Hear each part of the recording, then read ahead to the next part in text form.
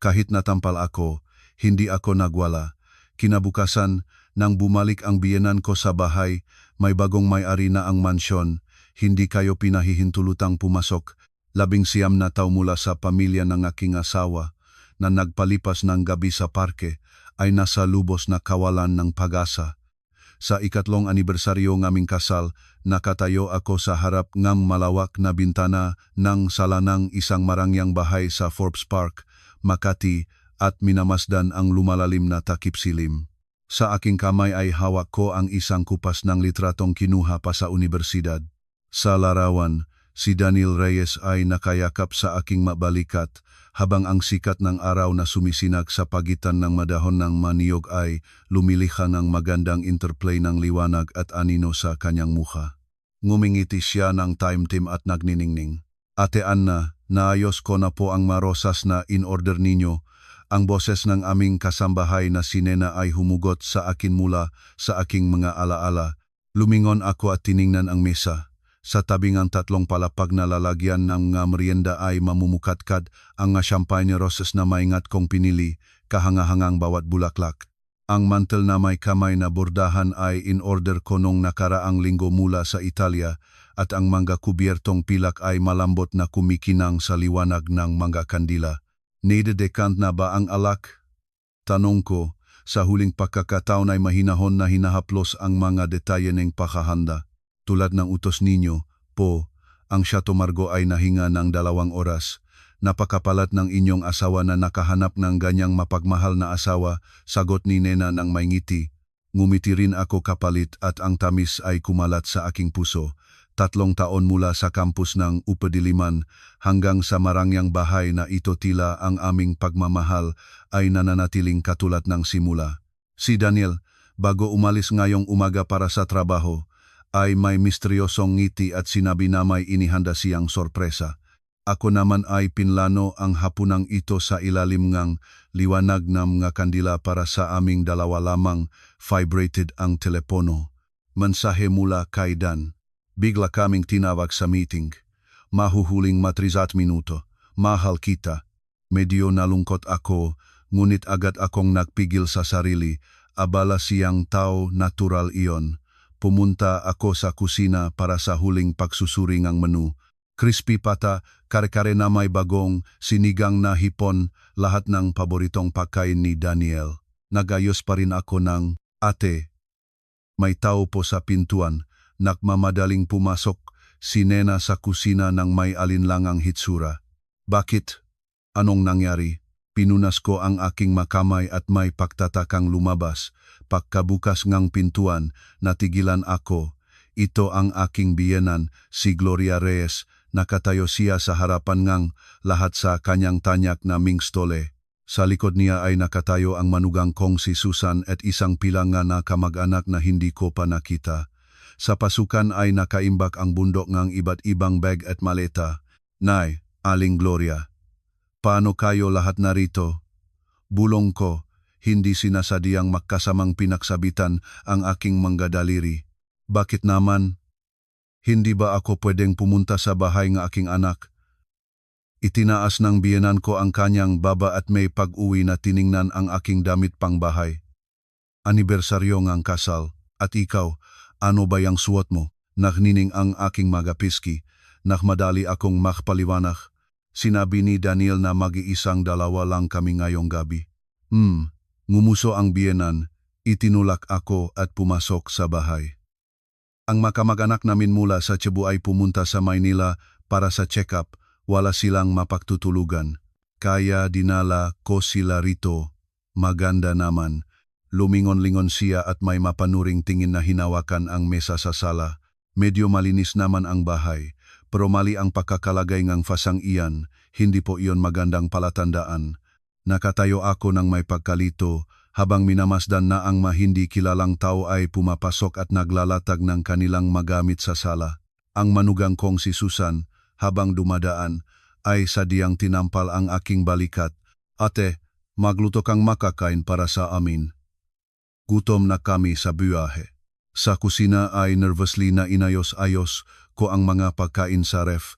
Ang hapunang maingat na inihanda para sa dalawa ay ganap na kulang para sa 8 tao. Lumitaw ang pawis sa aking noo, at sa aking isip ay tuloy-tuloy ang takbo ngam nga pag-isip, paano ko babaguhin ang menu.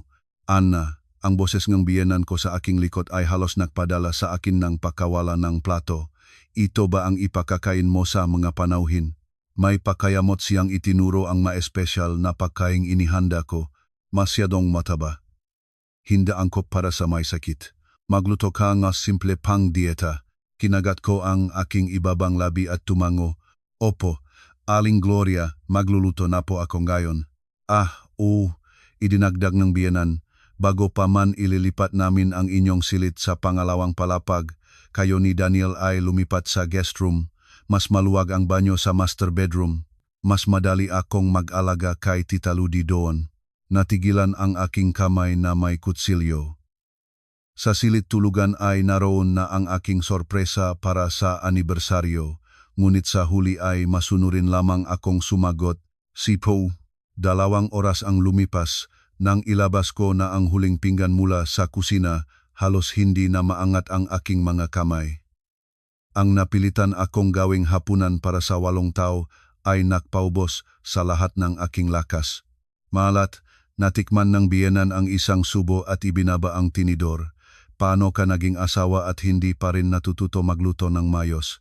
Nakatayo ako sa tabi, nakayuko, katulad ng isang batang nagkasala, nagpaumanhin ako. Sige na, kainin na natin ang mayroon. Magalit siyang umilingat, numiti sa mga kamag-anak ay nagsabi, ang mamay nilang manugang ay ganyan lahat ay inaalagaan ang sarili, hindi tulad ng aming mga tsebuanang babay na kaya ng lahat. Nagtawanan ang lahat sa hapagkainan, nagningas ang aking mukha, sa sulok na aking mata, nakita ko si Daniel na nakabalik na, nakaupo sa tabing kanyang ina. Nakayuko ang ulo. Kinukuha-kuha sa plato, hindi siya nagsalita kahit isang salita. Habang nahuhugas ng pinggan, nasa gilid na akong pagkakapagod.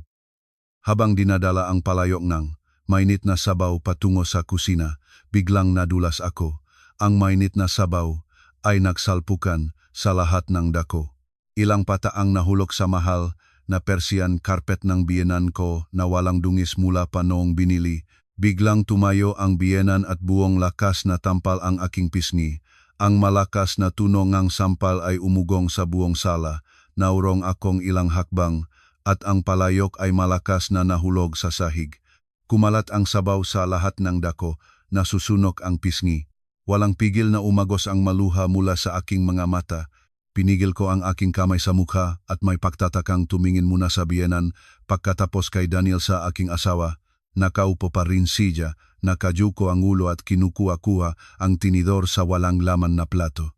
Linisin mo agad iyan, malakas na sigaw ng biyenan. Lumuhod ako at may nangingini na mga kamay ay nagsimulang tipunin ang mga piraso, napatak ang mga luha sa sahig. Sa sandaling iyon ay biglang napagtanto ko, ang marangyang bahay na ito ay hindi kailanman naging aking tahanan. Isa lamang akong dayuhang kasambahay dito na maaring hampasin at lapastanganin ng walang anumang parusa. Sa banyo, tumingin ako sa salamin sa aking namamagang kaliwang pisngi at muling napayak. Sa loop ng 3 taon, sa aking isip ay daan-daang alaalangang walang tigil na pag-usik ng biyenan, ang walang hanggang katahimikan ng asawa at ang aking walang hanggang pagtitimpi, maingat na hinipo ang aking nasusuno na pisngi. Sa isip ko ay naging malinaw ang isang kaisipan, hanggang kailan ko ito tiisin. Nakahiga sa kama sa guest room, nararamdaman ko pa rin ang hapdi sa pisngi. Sa tabi ay si Daniel. Mahimbing na siyang natutulog at humihilik, na parang walang nangyaring eksena sa hapunang yaon. Maingat akong humipo sa namamagang kaliwang pisngi. Ang pangangalingasaw sa dulong aking madaliri ay nagpaalala sa akin ng kahihiyan. Ang digital na orasan sa bedside table ay nagpapakita ng 2:00 ng madaling araw. Hindi pa rin ako makatulog. Ang mukhang nasirang galit ng biyenan ng tampalin niya ako at ang nakayukong ulo ng tahimik na Daniel paulit-ulit na umikot sa aking isip. 3 taon kasal. Akala ko sanay na ako sa pang-abuso ng biyenan at kaduwagan ng asawa. Ngunit ang gabing ito ay parang nagising ako mula sa pagkakatulog. Nagbago ng posisyon si Daniel habang natutulog at ang kanyang telepono ay lumabas mula sa bulsa ng kanyang pantalon at mahinang nahulog sa sahig. Naatubili sandali, ngunit maingat akong bumangon mula sa kama at kinuha ito. Nagliwanag ang screen na nagpapakita ng isang hindi pa nababasa na mensahe. Anak, kumusta na ang mga dokumento tungkol sa Chondo? Nanay, natihilan ang aking mga daliri sa screen. Biglang nakpabilis ang tibok na aking puso. Ang Chondo sa Salcedo Village, Makati ang naiwan sa akin ng aking mga magulang bago sila namatay. 6 na buwan na ang nakalipas, kinuhang biyenan ang titulong lupa na sinasabing mas ligtas niya ito. Mula noon, tuwing nagtatanong ako tungkol dito, lagi siyang umiwas. Bakit kailangan niyang titulo sa gitnang gabi? Hindi sinasadya ng aking makadaliri ay nak-scroll pata sa screen. Ang password ng telepono ni Daniel ay petsa pa rin naming kasal. Sa ironyang iyon, nahirapan akong huminga. Nang makita ko ang kasaysayan ng usapan, halos tumigil ang aking pahinga. Nanay, hanggang ngayon, hindi pa rin niya nalalaman. Antay ka pa kaunti. Kapag nailipat na ang ari-arian, agad na mag-file ng annulment. Daniel, nay, sobra na ito. Kasi si Anna, nanay, sobra. 3 taon, hindi siya nakapagbigay ng anak. Nanirahan siya sa aming bahay. Lahat ay ibinigay namin. Kaya ang Chondo na iyon ay para sa kabayaran namin. Daniel, sabing abogado, kailangan talagang kanyang pirma. Nanay, makakahanap ako ng paraan para makuha ang kanyang pirma. Ikaw, huwag kang magpahina ang loob. Isipin mo kung magkano ang halaga ang Chondo na iniwan sa kanya ang kanyang magulang. Nagsimulang manginig ang aking madaliri at nagsimulang lumabo ang aking paningin. Ganun pala ang katotohanan. Ganun pala ang diwa ng aking kasal. Isang maingat na pinlanong panloloko. Hindi sila nangangailangan sa akin, ang kailangan nila ay ang ari-arian na iniwan ng aking mamagulang.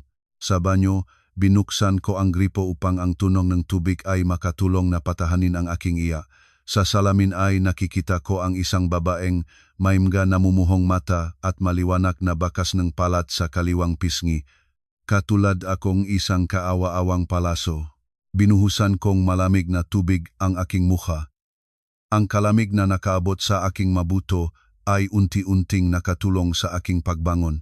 Kailangan kong hanapin ang paraan palabas. Pinunas ko ang aking makamay, kinuha ang telepono ni Daniel at ipinadala ang buong kasaysayan ng usapan sa akin. Pagkatapos ay binura ang mga bakas ng pagpapadala.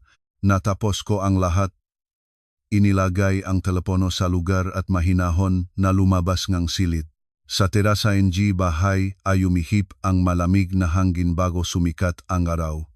Tumawag ako kay Caterina Bautista, aking kaklase sa universidad, na ngayon ay abogado na. Hello, antok na boses ni Kate sa kabilang dako. Kate, ako ito. Paos at kakaibang boses ko. Kailangan kong tulong. Anong nangyari, Nay? Bakit ganyan ang boses mo? Tila biglang nagising si Kate. Kate, pwede ka bang pumunta sa akin ngayon? Hindi sa Forbes Park sa Chondo, aking mamagulang sa Salcedo Village. Natuklasan ko ang isang bagay tungkol kay Daniel at sa kanyang ina. Malalim na huminga. 1 oras ang lumipas at nakita ko si Kate sa Chondo na iniwan sa akin nga aking mamagulang. Nagsusuot siyang pabigla-biglang suot na jogging suit. Hindi maayos na nakatali ang buhok, ngunit ang kanyang paningin ay matalas tulad ng dati. Nang makita niya ang paso sa aking mukha, biglang naging malungkot ang kanyang mukha. Sino ang gumawa nito? Nais niyang maingat na haplusin ang aking pisngi, ngunit umurong ako sa sakit. Ang biyenan ko, bulong ko at iniabot sa kanya ang telepono. Ngunit mayroon pang mas masahol pa. Inusisa ni Kate ang usapan, at ang kanyang makilay ay lalo at lalong nakita. Ito ay klasikong marriage fraud at pagnanakaw ng ari-arian. Ano nang gagawin ko? Ang aking boses ay parang may pakpakmagaan. Ang Chondo na iyon ang tanging naiwan sa akin ng aking mamagulang. Una, Kalmahan ang sarili. Kinuha ni Kate ang aking malamig na kamay. Hindi nila alam na nalaman mo na ang lahat. Ito ang ating kalamangan. Pangalawa, kailangan nating mangalap ngang mas maraming patunay. Inilabas niya ang laptop at mabilis na nagbukas ng ilang file. Ang titulo ng tsondo ng iyong mga magulang siguradong ikaw lang ang may-ari. Lahat ay nasa aking pangalan. Naalala ko, bago mamatay ang aking mga magulang, lahat ay inilipat sa akin. Sinabi nila, ito ang iyong dote, magaling, at ang titulo ng lupa ay kasalukuyan ay nasa biyenan mo. O, tumango ako. 6 na buwan na ang nakalipas. Sinabi niyang hindi ligtas sa Maynila at maayos niya ito ng mas ligtas. Klasikong panlilin lang, ngumisi si Kate. Bukas, ipapakilala kita sa isang kaibigan ko si Victor Villanueva, abogado, veteranong espesyalista sa diborsyo at paghahating ari-arian. Ngayon, simulan nating kumuhang litratong iyong sugat sa mukha. Magiging patunay ito. Sa sandaling kumaklak ng kamera, biglang napagtanto ko, mula sa sandaling ito, hindi na ako ang masunuring Ana Reyes. Bago sumikat ang araw, mahinahon akong bumalik sa Forbes Park. Mahimbing pa ring natutulog si Daniel. Hindi alam na ang kanyang telepono ay nasa ibang mga kamay. Humiga ako sa kama, nagpanggap na natutulog, at nagsimulang mag-isip ng plano. Sa almusal, si Aling Gloria, na parang natural na bagay lamang, ay naupo sa ulo nga, hapagkainan at nagbigay ngam nga tagubilin sa akin. Ang namamaka sa aking kalibang piski ay bumaba na, ngunit ang sukat sa puso ay hindi na makakaling kailanman. Iniwasan ni Daniel ang aking tingin, mabilis na kumain at umalis para sa trabaho. Anna, tinawag ako ngang biyenan ng paalis na ako sa sala. Ang tita Ludi ko ay, kailangan muling pumunta sa ospital para sa check-up ngayon. Ihahatid mo siya. Yumuko ako ang ulo at sumagot. Opo. Habang humarap, naramdaman ko ang pagtitipon ng malamig na ngiti sa aking malabi. Magandang pagkakataon makakakita ako kay Kate at si Victor Villanueva. Sa ospital, sinamantala ko ang sandali ng nasa proseso, NG Pagamot, si Tita Ludi at lumabas na ako. Sa pinakamalapit na kape, nakita ko sina Kate at ang kaibigan ni Yang, abogadong si Victor Villanueva. Ito ay isang lalaking nasa kalagitnaan ng 40 taon, sa perpektong ternong damit at may matalisik, mapanuring tingin. Ang sitwasyon ay malinaw sa pangkalahatan, sabi ni Victor Villanueva pagkatapos makinig sa aking salaysay. Ang pinakaagarang kailangan ay suriin ang katayuan ng iyong ari-arian. Mayroong kang posibilidad na kumilos na sila ng may ginawa. Ano ang ibig ninyong sabihin? Sa akin ay umikid ang puso. Halimbawa, humingi sila ng pautang laban sa bilang pangako o peka ang iyong pirma para sa paglipat ng pagmamay-ari. Inaayos ng abogado ang kanyang salamin. Pagkatapos ng tanghali, pumunta tayo sa Registry of Deeds at tingnan natin ang lahat. Sa tanghali ay hindi ko nararamdaman ang lasang pagkain. Nagmadali akong tapusin ang check-up ni Tita Ludi at sa dahilang pagbibiling gamot ay umalis muli. Ang mga resultang pagsusuri sa Registry of Deeds ay humampas sa akin ng malamig na pagkabigla. Ang aking tsondo ay naipangako na sa bangko laban sa utang na 2 milyong piso. Sa lugar ng pirma ay malinaw na nakatala ang aking pangalan. Hindi ito ang aking pirma, sabi ko nang nanghinginihang boses, itinuro ang dokumento. Wala akong nilaktan na kanito. Ito ay halatang pamamakeng pirma, mahinahon na sinabi ni Victor Villanueva, ngunit ito ang magiging 18 tagumpay. Ang pamamakeng dokumento ay krimen, at kasama ang patunay ng pakikipagtulungan mula sa usapan, maaari tayong humampas ng malakas sa kanila. Ano na ang gagawin ko? Pinigilan ko ang sarili na masira sa harap ng tao. Una sa lahat, huwag magpakita. Nagsimulang ilatag ng abogado ang plano. Una, magpatuloy sa pagpapanggap na wala kang alam. Pangalawa, mangalap ngang mas maraming patunay kanilang na plano. Pangatlo, magiging handa na ang mga legal na dokumento upang muna ay i-freeze ang anumang operasyon na may kinalaman sa ari-arian.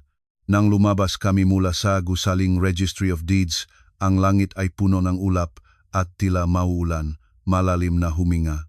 Naramdaman ko na isang bagay sa kaibuturan ngang aking kaluluwa ay nagkaroon ngang ugat at nagsimulang tumubo. Ito ay isang binhi na may pangalang paghihiganti. Nang bumalik ako sa Forbes Park, gabi na, pagpasok ko, narinig ko ang mataas na boses ng biyenan. Saan ka nagala hanggang ngayon? Hiniling ko sa iyong samahan ang tiya sa ospital at nawawala ka. Nagibili eni gamot. Aling Gloria, sumagot ako, yumuyuko ang gulo, ngunit hindi na ikinakatago ang aking tinging gamot. Noon lamang ko napagtanto na nakalimutan ko talagang bilhin ito habang nag-aatubili ako. Bumaba mula sa ikalawang palapag ang manugang kong si Susan. Sa kanyang makamay ay ang aking tablet. Hipag may malalim na kahulugang ngiti siya. Medyo kawili-wailing usapan pala ang mayroon ka rito na ginogang dugo sa aking mga ugat. Sa tablet ay nakalog ng aking messenger account at ang pinakabago ay may usapan na si Kate. Susan, sino ang nagpahintulot sa iyong hawakan ang aking magamit?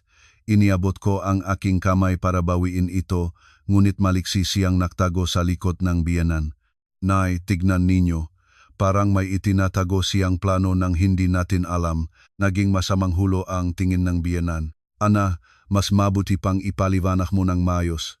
Sa sandaling iyon, napagtanto ko na tapos na ang panahon ng gamaskara ngunit kahanga-hanga, wala akong takot. Sa kabaliktaran, nakaramdam ako ng kaginhawaan.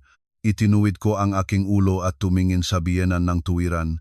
Kumukonsulta po ako sa abogado tungkol sa illegal na pagpapangako ng aking ari-arian. Sa sala ay nagari ang patay na katahimikan. Ang mukhang biyenan ay unang namula, pagkatapos ay pumuti, at pagkatapos ay nangitim. Si Susan ay nakatayo ng may bukas na bibig, malinaw na hindi inaasahan ang gayong direktang tugon. Ano ang sinasabi mo? Nanginig ang boses ng biyenan. Lahat ng tala ay nasa Registry of Deeds po, Aling Gloria. Mahinahon ang aking pagsasalita, ngunit malamig ang tono.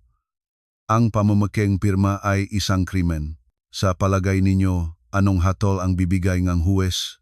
Buong lakas na hinampas ng biyenan ang kanyang kamao sa mesa. Nasisiraan ka na ba ang bait?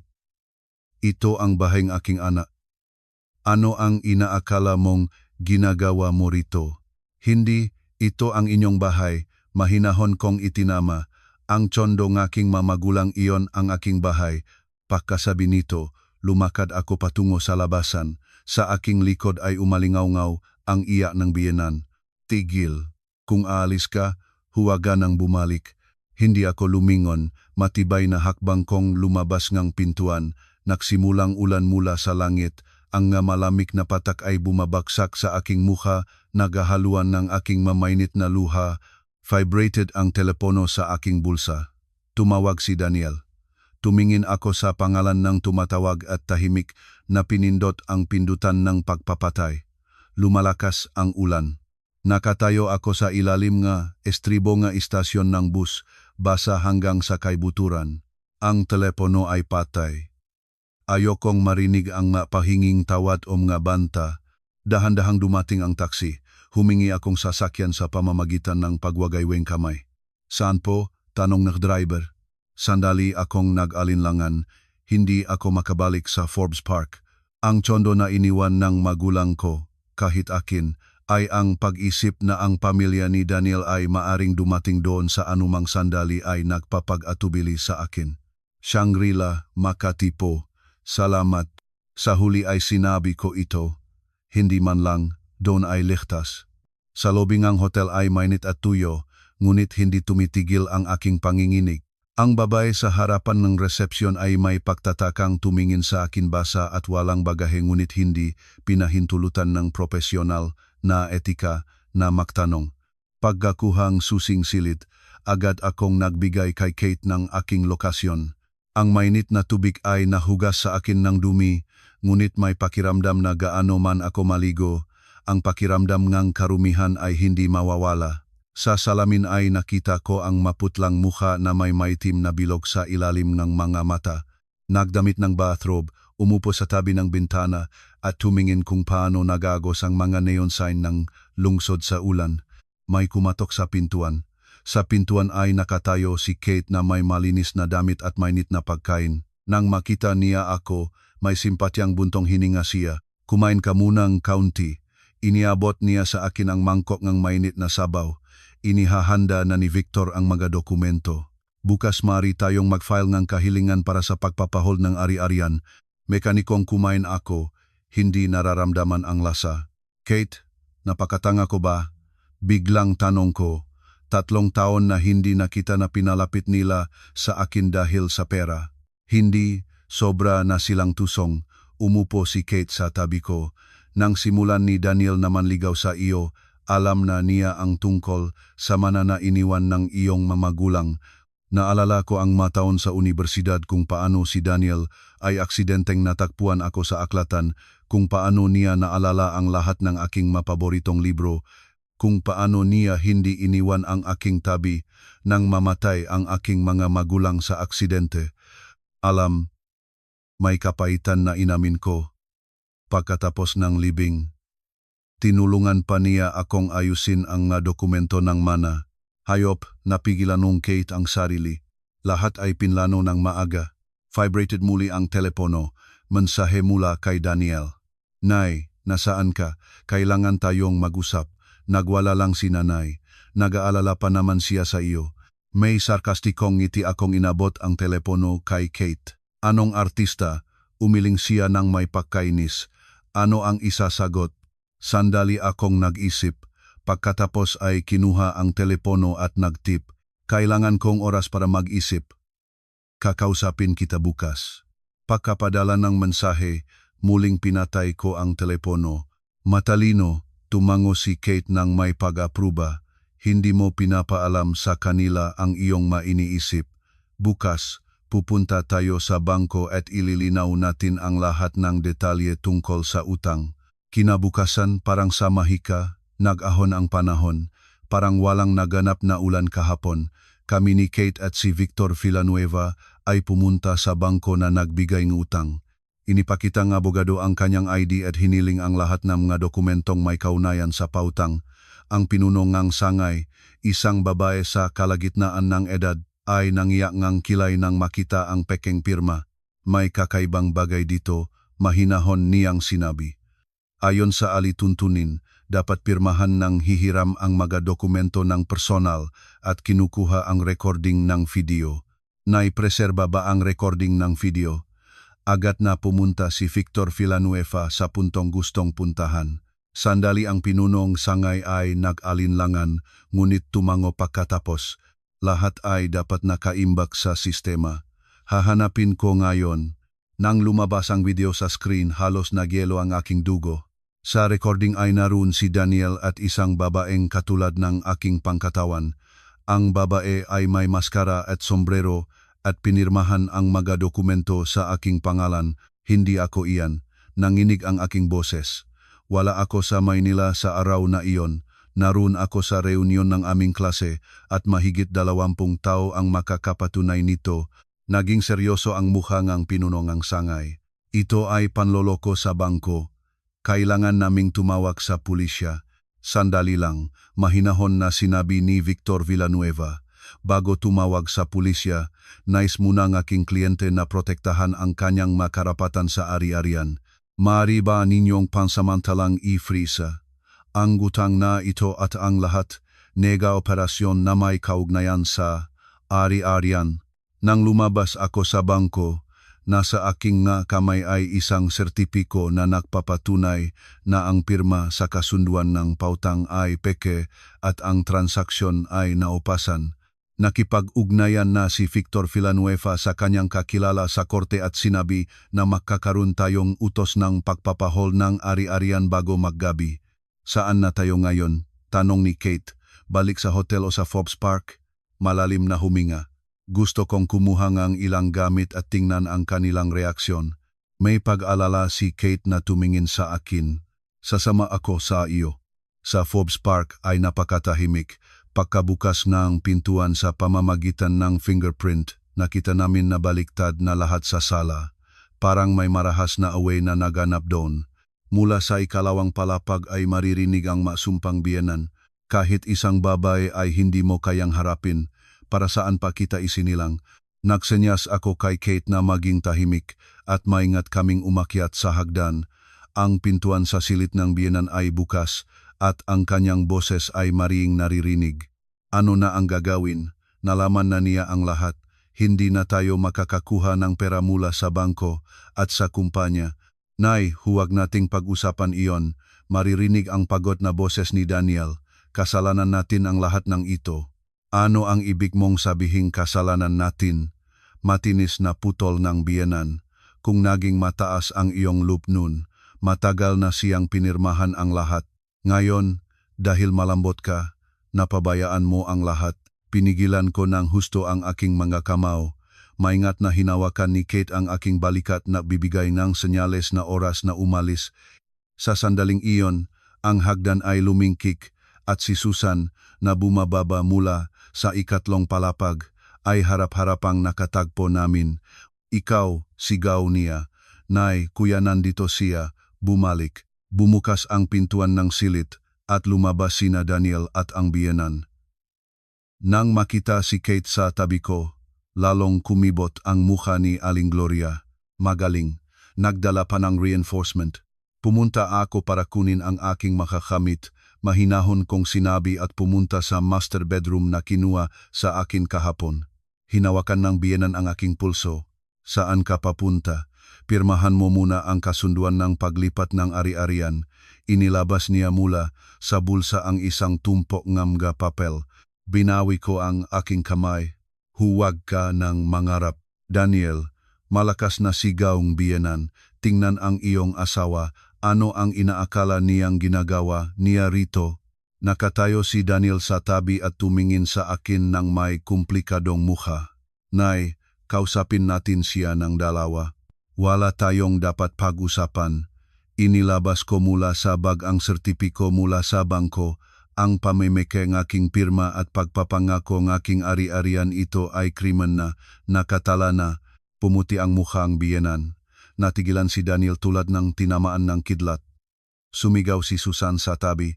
Sinungaling ka, ang bahay na ito ay dapat para sa aking kapatid. Hindi ganyan ang batas, malamig na sinabi ni Kate. Ngayon, ang transaksyon sa ari-arian ay naupasan at ang susunod ay iimbestigahan ng pulisya ang kaso ng pamemekeng dokumento. Ikaw nanginig sa galit ang biyenan at biglang humampas upang muli akong sampalin. Sa pagkakataong ito, mahigpit kong hinawakan ang kanyang pulso at malakas na itinaboy. Natitisod siya at nabuwal sa kama. Ang sampaling iyon ay hindi ko malilimutan sa buong buhay ko. Sinabi ko, inulit ang bawat salita, ngunit hindi na makakaroon ng ikalawa. Pagkasabi nito, nagsimula akong makpak ng aking magamit, mandokumento, laptop, ilang palit na damit. Sumunod si Daniel sa akin, nagsasalita ng pabulong. Nay, talagang hindi ko alam na gagawin ng nanay ko iyon. Bigyan mo ako ng pagkakataon. Tumigil ako sa pagpek at lumingon sa kanya. Daniel, nakita ko ang buong usapan ninyo. Kapag nailipat na ang ari-arian, agad na mag-file ng annulment. Sino ang nagsabi nun? Nanahimik siya, tulad ng nabara ng kanyang lalamunan. Nang bumababa na ako ng may gamit, biglang lumabas ang biyenan at hinarang ang aking daan. Akala mo ba madali kang makakawala? Hinding-hindi. Sasabihin ko sa lahat kung gaano kakaingrata na manugang at sirain ang iyong buhay. Natawa ako. Kung ganon, pwede ba akong tumawag sa press ngayon at sabihin ang Reyes family ay nagpapatunay ng pamameke ng dokumento at panloloko sa bangko? Ang biyenan ay tulad ng tinarok na lobo. Nang huling beses, tiningnan ko ang bahay na ginugol ko ang 3 taon at hindi lumingon, lumabas ng pintuan. Ang sasakyan ni Kate ay lumalabas na sa gated community ng sa wakas ay hindi ko na napigilan at napaya. Tahimik, siyang nagabot ng mga tissue. Nang kalmado na ako, sinabi niya, tumawag si Victor Villanueva. Nagutos na ang korteng pagpapahold at pinapayuhan kaniyang pumunta sa pulis ng sa lalong madaling panahon. Pinunas ko ang maluha at tumango. Sa pulis muna, pagkatapos gusto kong umuwi sa bahay. Ang tsondo na iniwan ng aking mamagulang ay walang laman ng 6 na buwan at natatakpan ng alikabok. Nang buksan ko ang pintuan, ang pamilyar na amoy ay humampas sa ilong at walang lakas na pigilan pa. Lumuhod ako sa sahig at napayak ng napayak. Lahat dito ay nagpapaalala sa aking mga magulang. Sa silid-aralan ay ang mga paboritong aklatan ng kasaysayan katay. Sa kusina ay ang koleksyon ng mga pinggan ng nanay. Sa dingding ay ang aming larawan ng pamilya. Mahinahon na naghintay si Kate hanggang maubos ang aking iyak. Pagkatapos ay tumulong sa akin sa paglilinis. Sa takip gabi, ang kondo ay mukhang tirahan na. Na-order kami na pagkain at umupo sa balkona na nanonood ng takip silim. Ano ang balak mong gawin sa susunod? Tanong ni Kate. Tumingin ako sa malayo. Hanggang nulman sigurado iyon. Ngunit hindi magtatapos ng ganon ang lahat. Ang pamiyang Reyes ay hindi basta-basta susuko. Biglang vibrated ang telepono. Hindi kilalang numero. Halo, Anna Bautista, sagot ko. Mataas na boses ng biyenan ay humampas sa aking matainga. Pakinggan mo akong mabuti. Bukas sa Family Council kailangan mong naron. At kung hindi ka darating, sasabihin ko sa lahat na. Ikaw ay at sinabi niya ang bagay na pinakakinatatakutan ko. Kung hindi, mahinahon ang tanong ko. Kung hindi, sasabihin ko sa lahat na bao ka. Tingnan natin kung paano ka makatingin sa mataw pagkatapos noon. Ang aking kamay na humahawak ng telepono ay dahan-dahang nanginig. Gawin ninyo ang gusto ninyo, ibinaba ko ang tawag. Anong nangyari? May pag-alala na tanong ni Kate. May kapaitan na umiling ako. Nagbabanta ang biyenan na sasabihin sa lahat na baog ako. Nang makita ang pagtataka sa mukha ni Kate, nagpaliwanag ako. Sa 2nd taon ng aming kasal, nabuntis ako, ngunit nakaroon ako ng miscarriage. Pagkatapos nui hindi na ako nabuntis at natupag na ang biyenan na problema ko iyon. Nakpasuri ba kayo? Baka ang problema ay kay Daniel? Tumanggi siyang magpasuri, ngumisi ako. Sinabi niyang nakakahiya para sa isang lalaki. Ngayon ay naiintindihan ko na malamang ay natatakot siya sa katotohanan. Naisip si Kate. Nay, pupunta tayo bukas sa klinika at magsasagawang ang buong pagsusuri. Baka sakali ay may ginawa sila sa iyo. Sa puso ko ay may kumik. Biglang naalala ko ang herbal na inumin na nilulutong biyenan para sa akin araw-araw sa nakaraang 6 na buwan. Ang amoy gamot sa ospital ay nagdulot ng pagduduwal sa akin. Nag-enroll si Kate ng appointment para sa komprehensibong pagsusuring pangkababaihhan. Nakaupo kami sa koridor at naghihintay. Nakaalala ka ba? Mahigpit na pinihilan ni Kate ang aking kamay. Tumango ako. Kung talagang may problema, magkakaroon tayo ng isa pang akusasyon laban sa kanila. Matatag na tingin ni Kate. Ang pagsusuri ay matagal at mahirap. Ultrasound, pagsusuri ng dugo, hormones. Nang matapos ang lahat, wala na akong lakas. Sinabi ng doktor na bumalik pagkatapos ng 3 araw para sa mga resulta. Nang lumabas kami sa ospital, liwanag na liwanag ang araw. Vibrated muli ang telepono. Sa pagkakataong ito si Daniel. Nay. Ang kanyang boses ay kakaibang pagod.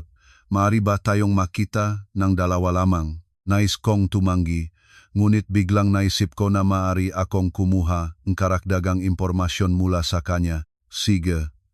Saan at kailan? 1 oras ang lumipas at nakita ko si Daniel sa isang cafe. Sa loob lamang ng ilang araw ay lumanda siyang 10 taon. May tim na bilok sa ilalim ng mamata, hindi pa naahit ang balbas. Wala nang dating makintab na tagapagmana ng pamilya, Reyes. Maganda ka pa rin pala, may kapaitan niyang sinabi. Tiningnan ako, mas sariwa kaysa nung nasa Forbes Park ka pa. Ngumisi ako. Siyempre naman. Osado na ang inyong pag-alaga sa akin. Sabihin na ang gusto mong sabihin. Pinahid niya ang kanyang mukha at mahinahon na sinabi, Nay, talagang hindi ko alam na gagawin ng nanay ko ang ganito. Kailangan ng kumpanya ng pondo upang masaklaw ang mapagkalugi. Kung hindi namin babayaran hanggang katapusan ng buwan, mabubang karote ang Reyes Holdings at kaya kayo nagdesisyon na isakripisyo ako. Ganon naman, sinabi ko, pinipigilan ang galit. Una, panlilin lang sa kasal, pagkatapos ay pagnanakaw ari-arian. Ito ba ang rason? Hindi ganon, masayang sinabi niya. Tunay talaga akong mahal ka. Ngunit pagkatapos ay nakaroon nga mga problema sa kumpanya at nakaisip si nanaying planong ito. Malamig kong pinuputol siya. Daniel, tigilan mo na ang pagtatanggol sa sarili. Nang tahimik kang nanonood na sinasampal akong iyong ina sa mukha, tapos na ang lahat sa pagitan natin. Matagal siyang nanahimik. Paano kung sasabihin ko na tutayo ako sa iyong panig? Biglang sinabi niya. Itinuwid ko ang aking kilay. Ano ang ibig mong sabihin? Magiging saksi ako na pekeng nanay ang iyong pirma. Binaba niya ang boses. Ngunit kapalit, huwag mo nang itaas ang usapin ng utang. Bigyan ang Reyes Holdings ng pagkakataong mabuhay. Halos natawa ako. Huli na ang pagsisisi. Nagfile na ako ang reklamo sa pulis. Ano? Puti ang mukha ni Daniel. Nagfile kang reklamo. Ang pamamakeng dokumento ay isang krimen. Mahinahon ko siyang sinabi. Akala ba ninyo na iwan ko ito ng ganon? Nay, hinawakan niya ang aking kamay. Pakiusap, bawiin ang reklamo. Matanda na si nanay. Binawi ko ang aking kamay at nang sinasampal niya ako sa mukha, hindi niya iniisip ang kanyang edad. Tumayo at nang huling beses ay tiningnan siya. Kumuha kayo ng magandang abogado. Kakailanganin ninyo iyon. Pagalis ko sa kafe, malalim na huminga. Vibrate ang telepono. Mensahe mula kay Victor Villanueva. Nagsimula na ang investigasyon ng pulis. Kinumpirma rin ng bangko ang katotohanan ng panloloko sa bangko. Bukod dito, ang pagsusuringang pinansyal na ulat ng Reyes Holdings sa nakalipas na 3 taon ay nagpakita ng malubhang pagkalugi at mga tanda ng pagpapalso ng ulat. Ipinadala ko ang mensaheng ito kay Kate. Agad siyang sumagot. Napakalaking progreso. Ang pamilyang Reyes ay nasa desperadong kalagayan ngayon. Malamang ay gagawa silang mas matinding hakbang kaya mag-ingat ka. Nang bumalik sa Tondo, nagsimula akong ayusin ang nga dokumentong iniwan ng aking mamagulang. Sa kaibuturan ng drawer ng mesa sa silid-aralan, nakakita akong naninilaw na sobra. Sa loob ay isang notaryadong testamentong na aking mga magulang. Nakasaad doon na ang lahat ng ari-arian ay mapupunta sa akin bilang mana at personal na ari-arian na hindi mahahati pagkatapos ng kasal. Heto na, lumapit si Kate at bumakas. Sa dokumentong ito, ganap na maalis sa pamilyang Reyes ang anumang pagnanais na hatiin ang ari-arian. Habang nag-usap kami, may kumatok sa pintuan. Sa kamera ng intercom ay isang messenger. Nagtatanong na ako sa sarili ko, hindi ka nag-order ng kahit ano? Tanong ko kay Kate. Umiling siya. Nang mas mabuting tingnan ang kamera, nakita ko na ang messenger ay kahina-hinalang nagpapalingon at nasa kanyang nga kamay ay isang pakete na walang logong serbisyo ngang pagpapadala. Kahina-hinala, mahinahon kong sinabi. Baka iyon ay mula sa Reyes. Agad na tumawag si Kate sa management ng gusali. 5 minuto ang lumipas at dumating ang guard at nang magsimula siyang magtanong sa messenger, itinira ng huli ang pakete at tumakas. Binuksan ng guard ang pakete. Sa loob ay isang tala at isang maliit na bote. Sa tala ay nakasulat, ayaw mong masira ang iyong buhay. Bawiin ang iyong reklamo, kung hindi, malalaman ng lahat na ikaw ay baok na baka. Sa bote ay walang label, sa loob ay puting pulbos. Nga baliw, nanginig si Kate sa galit. Ito ay pagbabanta, kailangan agad na pumunta sa pulis. Dumating ang pulis, nangolekta ng ebidensya, at ang bote ay ipinadala para sa eksaminasyon. Sa gabing iyon ay hindi ako makatulog, para sa akin ay may nagmamasid sa Tondo. Sa madaling araw, biglang nagliwanag ang telepono. Mula sa hindi kilalang numero ay isang MMS na mensahe larawan kung saan kami ni Kate ay pumapasok at lumalabas sa ospital at ang caption, ang pagsubok para sa pagkabaok ay sayang lang ng oras. Ang lamig ay dumaan sa buong katawan ko. Agad na ginising ko si Kate. Hinaluhog namin ang buong kondo, ngunit walang nakitang nabug o nakatagong kamera. Ngunit ang pakiramdam na may nagmamasid sa amin ay hindi nawala. Bukas ay lilipat tayo, matatag na sinabi ni Kate.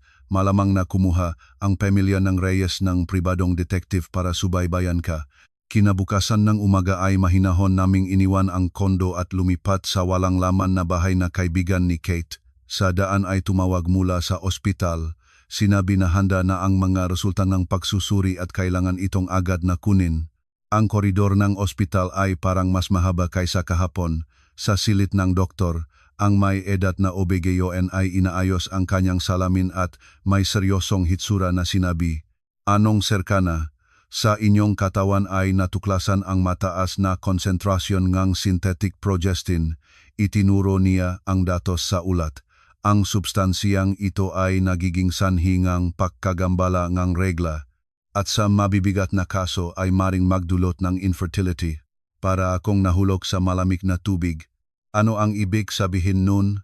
Sa madaling salita, direkta ang doktor may nagbigay sa inyong contraceptive sa loob ng matagal na panahon. Batay sa antas ng hormones, nagpatuloy ito ng hindi bababa sa 6 na buwan. Nagulat si Kate at nagtatanong, maari ba itong matukoy kung paano ito pumasok sa katawan? Malamang, orally hinaluan ng pagkain o inumin, may simpatyang tumingin sa akin ang doktor. Sa ganitong kaso, mas mabuting pumunta sa pulis. Nang lumabas ako mula sa silit, parang bakal ang aking mga binti. 6 na buwan eksakto ang habang ang panahon na niluluto ng biyenan ang kanyang herbal na inumin para sa akin araw-araw. Ito ay pagtatangkang pumatay, nakpigang ngipin si Kate. Ito ay sinadyang pagdudulot ng pinsala sa kalusugan. Ang kanyang masalita ay naputol ng tawag sa aking telepono mula sa management ng gusali. Anong serkana? May pumasok sa inyong tsondo. Nahuling pulis ang suspek. Nagmadali kaming bumalik sa kondo. Sa lugar ay ganap na kaguluhan. Binuksan ang mga drawer. Nakakalat ang mga dokumento sa sahig. Ang hinuling manlolop na bata, ipinakilala ang sarili bilang empleyadong Reyes Holdings at sinabi na pumunta siya sa utos ni Susan Reyes upang hanapin ang mga dokumento. Anong mga dokumento? Mahigpit na tanong ng pulis. Titulong lupa, testamento, ganon-ganon, nang ginigang sagot NG Binata. Ngumisi ako. Sa kabutihang palad, lahat ng mahahalagang dokumento ay nasa akin. Naitala NG pulis ang aking mga pahayag at sinabi na idadagdag ang akusasyong ito sa kaso. Sa araw na iyon ay dumating ang mga resulta na eksaminasyon ng pulbos mula sa bote. Ito ay durok na contraceptive tablets at ang hormonal na composition ay tumugma sa natuklasan ng mga doktor sa akin. Ang kadenangang patunay ay nagiging mas kumpleto. Pamamakengang dokumento, panloloko sa bangko, illegal na pagpasok, sinadyang pagdudulot ng pinsala sa kalusugan. Sistematikong pinag-ayos ni Victor Villanueva ang lahat ng materyales at naghahanda ng pagsampa ng kriminal na habla sa ombudsman. Sa gabi ay 3 kaming nag-usap ako, si Kate at si Victor Villanueva tungkol sa karagdagang plano. Ngayon ang pamilyang Reyes ay nasa sulok, nag-aanalisa ang abogado, maari silang gumawa ng mas matinding hakbang. Inirekomenda ko na pansamantala kang umalis sa lungsod at bumalik na para sa pagdinak. Umiling ako, hindi ako matatakbo, sila ang dapat matakot. Sa gayon ay kailangan naming palakasin ang seguridad sa pinakamababa. Nagalok si Kate na kumuha ng mga bodyguard. Hindi, isang ideya ang kumislap sa aking isip. Ako ang mananatakbuhan sa kanila. Naktaka sila sa aking tayo. Inilabas ko ang telepono at ipinakita sa kanila ang audio recording at mga mensaheng may banta mula sa biyenan. Magdaraos ako ng press conference at itatala ang lahat ng kriminal na gawa ng pamilya Reyes. Nagliwanag ang mga mata ni Victor Villanueva. Preemptive strike. Magandang ideya. Ang Reyes Holdings ay nasa mahirap na kalagayan ngayon. Ang ganitong skandal ay magtatapos sa kanila. Ngunit ikaw rin ay mapupunta sa sentro ng atensyon. May pag-aalala na sinabi ni Kate. Handa na ako, malalim na huminga. Handa na ako mula nang magdesisyon akong lumaban. Ang press conference ay itinakda pagkatapos ng 2 araw. Sa oras na ito, lihim na nakipag-ugnayan ako sa ilang malalaking media outlet at ibinigay sa kanila ang bahaging patunay. Sa oras na iyon si Daniel ay tulad ng nagwala na tumawag at nagpadala ng mensahe. Ang kanyang tono ay nagbabago mula sa pagmamakaawa hanggang sa pagbabanta na lalo at lalong nagiging desperado. Sa araw ng press conference, nagsuot ako ng mahigpit na itim na ternong damit at gumawa ang magaang na makeup. Sa ilalim ng bukso nga flash ng kamera, mahinahon kong ikinuwento ang lahat mula sa huwat na kasal at pagtuklasan ng pangako sa ari-arian hanggang sa pagkalason ng contraceptive at panlolub sa tsondo. Ang mamamahayag ay nagulat habang nagtataala, paminsan-minsang nagbubukas ng bibig sa pagkamangha. Nakatayo ako rito ngayon, sabi ko sa huli, hindi lamang para sa aking sarili, kundi para sa lahat ng babaeng maaring makatagpo ng katulad na sitwasyon. Kailangan nating matapang na ipagtanggol ang ating sarili laban sa katarungan. Ang epekto ng press conference ay lampas sa lahat ng inaasahan. Sa gabing iyon, ang ma-headline ng pangunahing pahayagan ay puno ng nagsasabok na balita. Tagapagmana ng Reyes Holdings sa gitna ng iskandal ng marriage fraud. Ang pamilya ng milyonaryo ay nagkalason ng manugang ng contraceptives. Ang mga social media ay nagalab. Kinabukasan, bumagsak ang mga pagbabahagi ng Reyes Holdings kagad pagkatapos ng pagbubukas ng palitan. Si Daniel ay ganap na nawasak. Isteriko siyang sumigaw sa telepono. Nasisiyahan ka na ba ngayon? Ang Reyes Holdings ay malapit nang bumagsak. Ang nanay ay nasa ospital na may atake sa puso.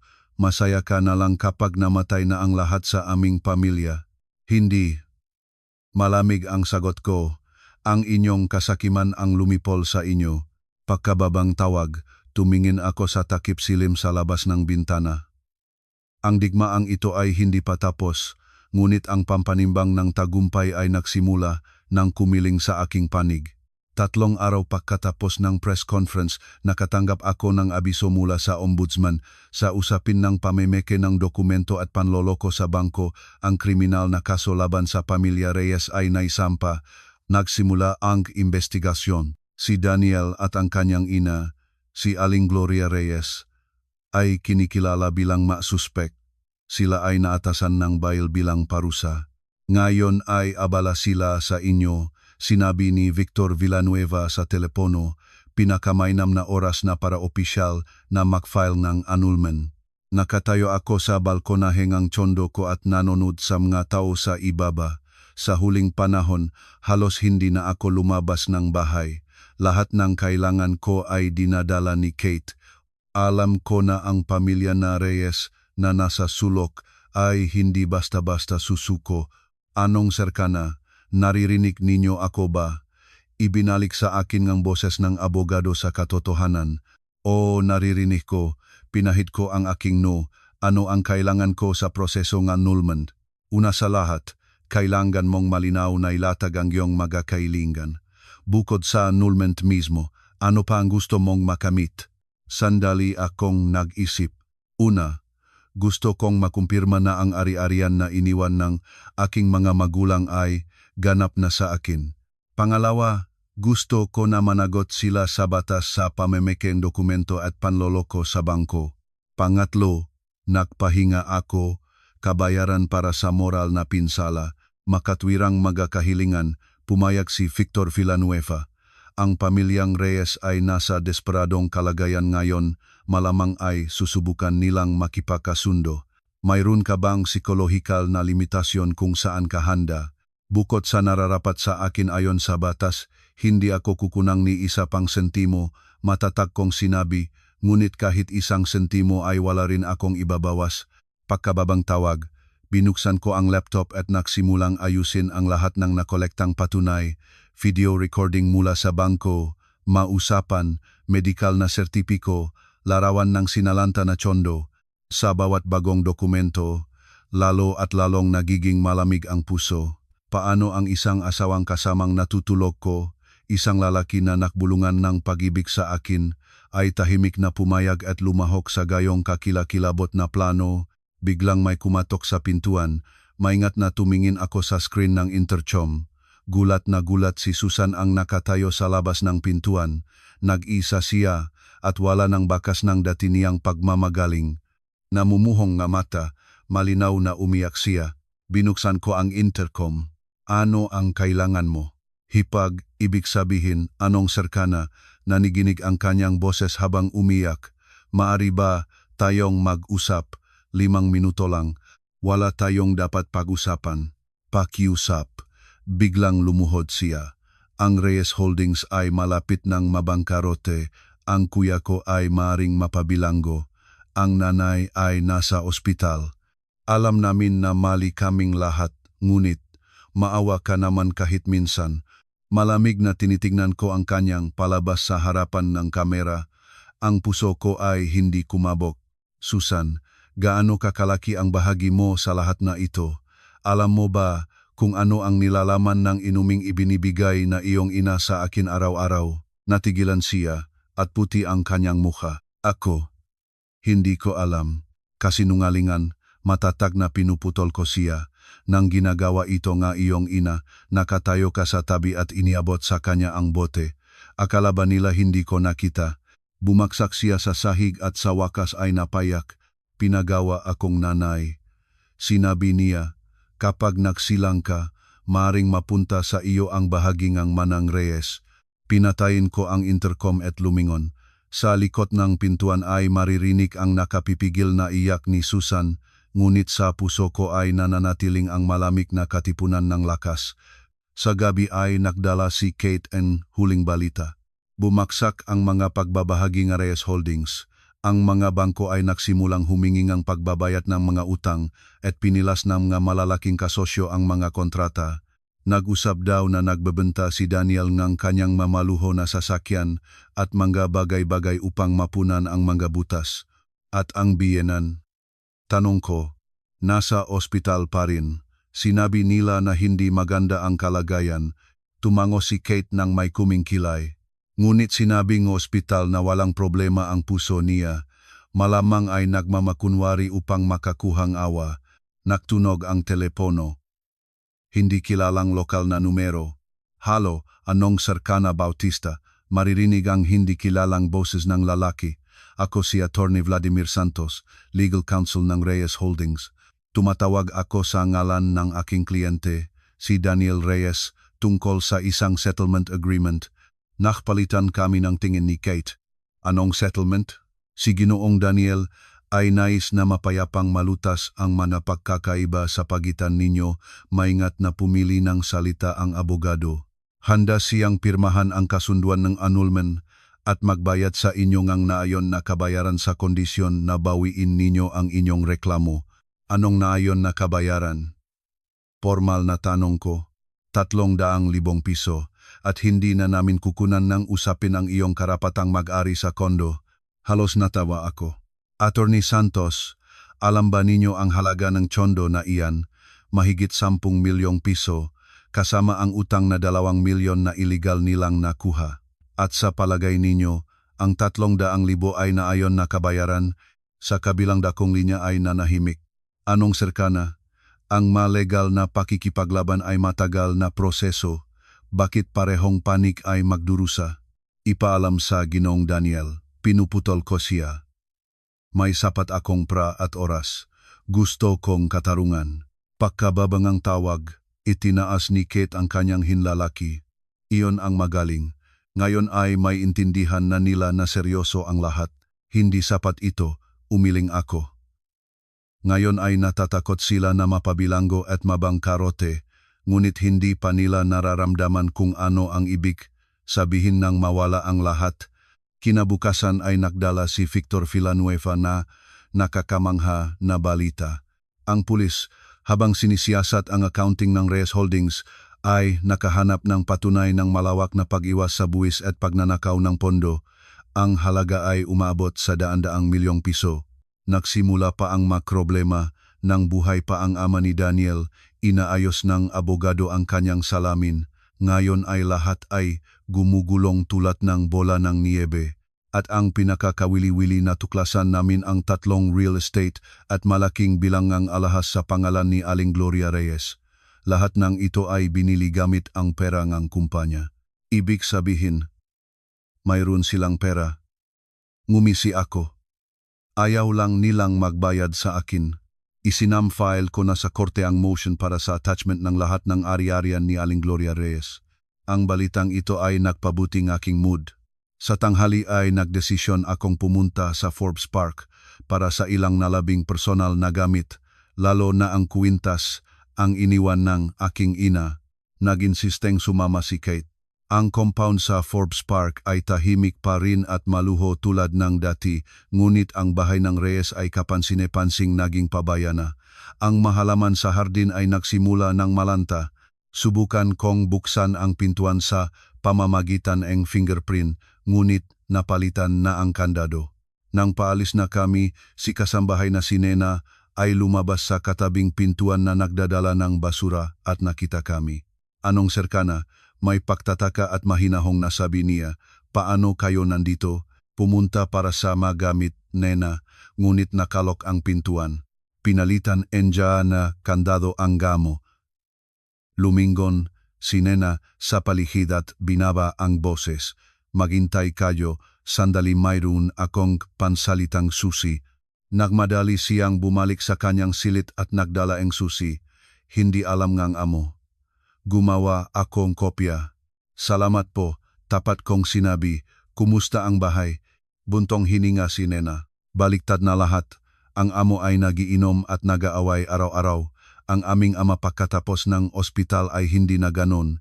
Ang binibining Susan ay nagiyak na lang, lahat ng kasambahay ay nagbitif. Natira na lang kami ngang kusinero at ako. Pagpasok sa bahay na minsan ko nang tinawag na akin, naramdaman ko ang amoy ng amag. Sa sala ay nakakalat na ang mabote at malalagyan ng pagkain. Ang mahal na leather sofa ay puno ng mansa. Ang kasal na larawan na nakabitin sa dingding ay kinuha at itinira sa sulok. Ang salamin ay may basag. Ang aking silit ngayon ay dapat itong tawagin na guest room ay pati na rin baliktad. Binuksan ang drawer ng vanity table, wala na ang maalahas. Ang kuwintas ay nawala. Kinagat ko ang aking labi. Ang safire na kwintas na iniwan ng nanay. Baka nasa safe, tanong ni Kate. Umiling ako. Alam gang biyenan ang lahat ng aking password.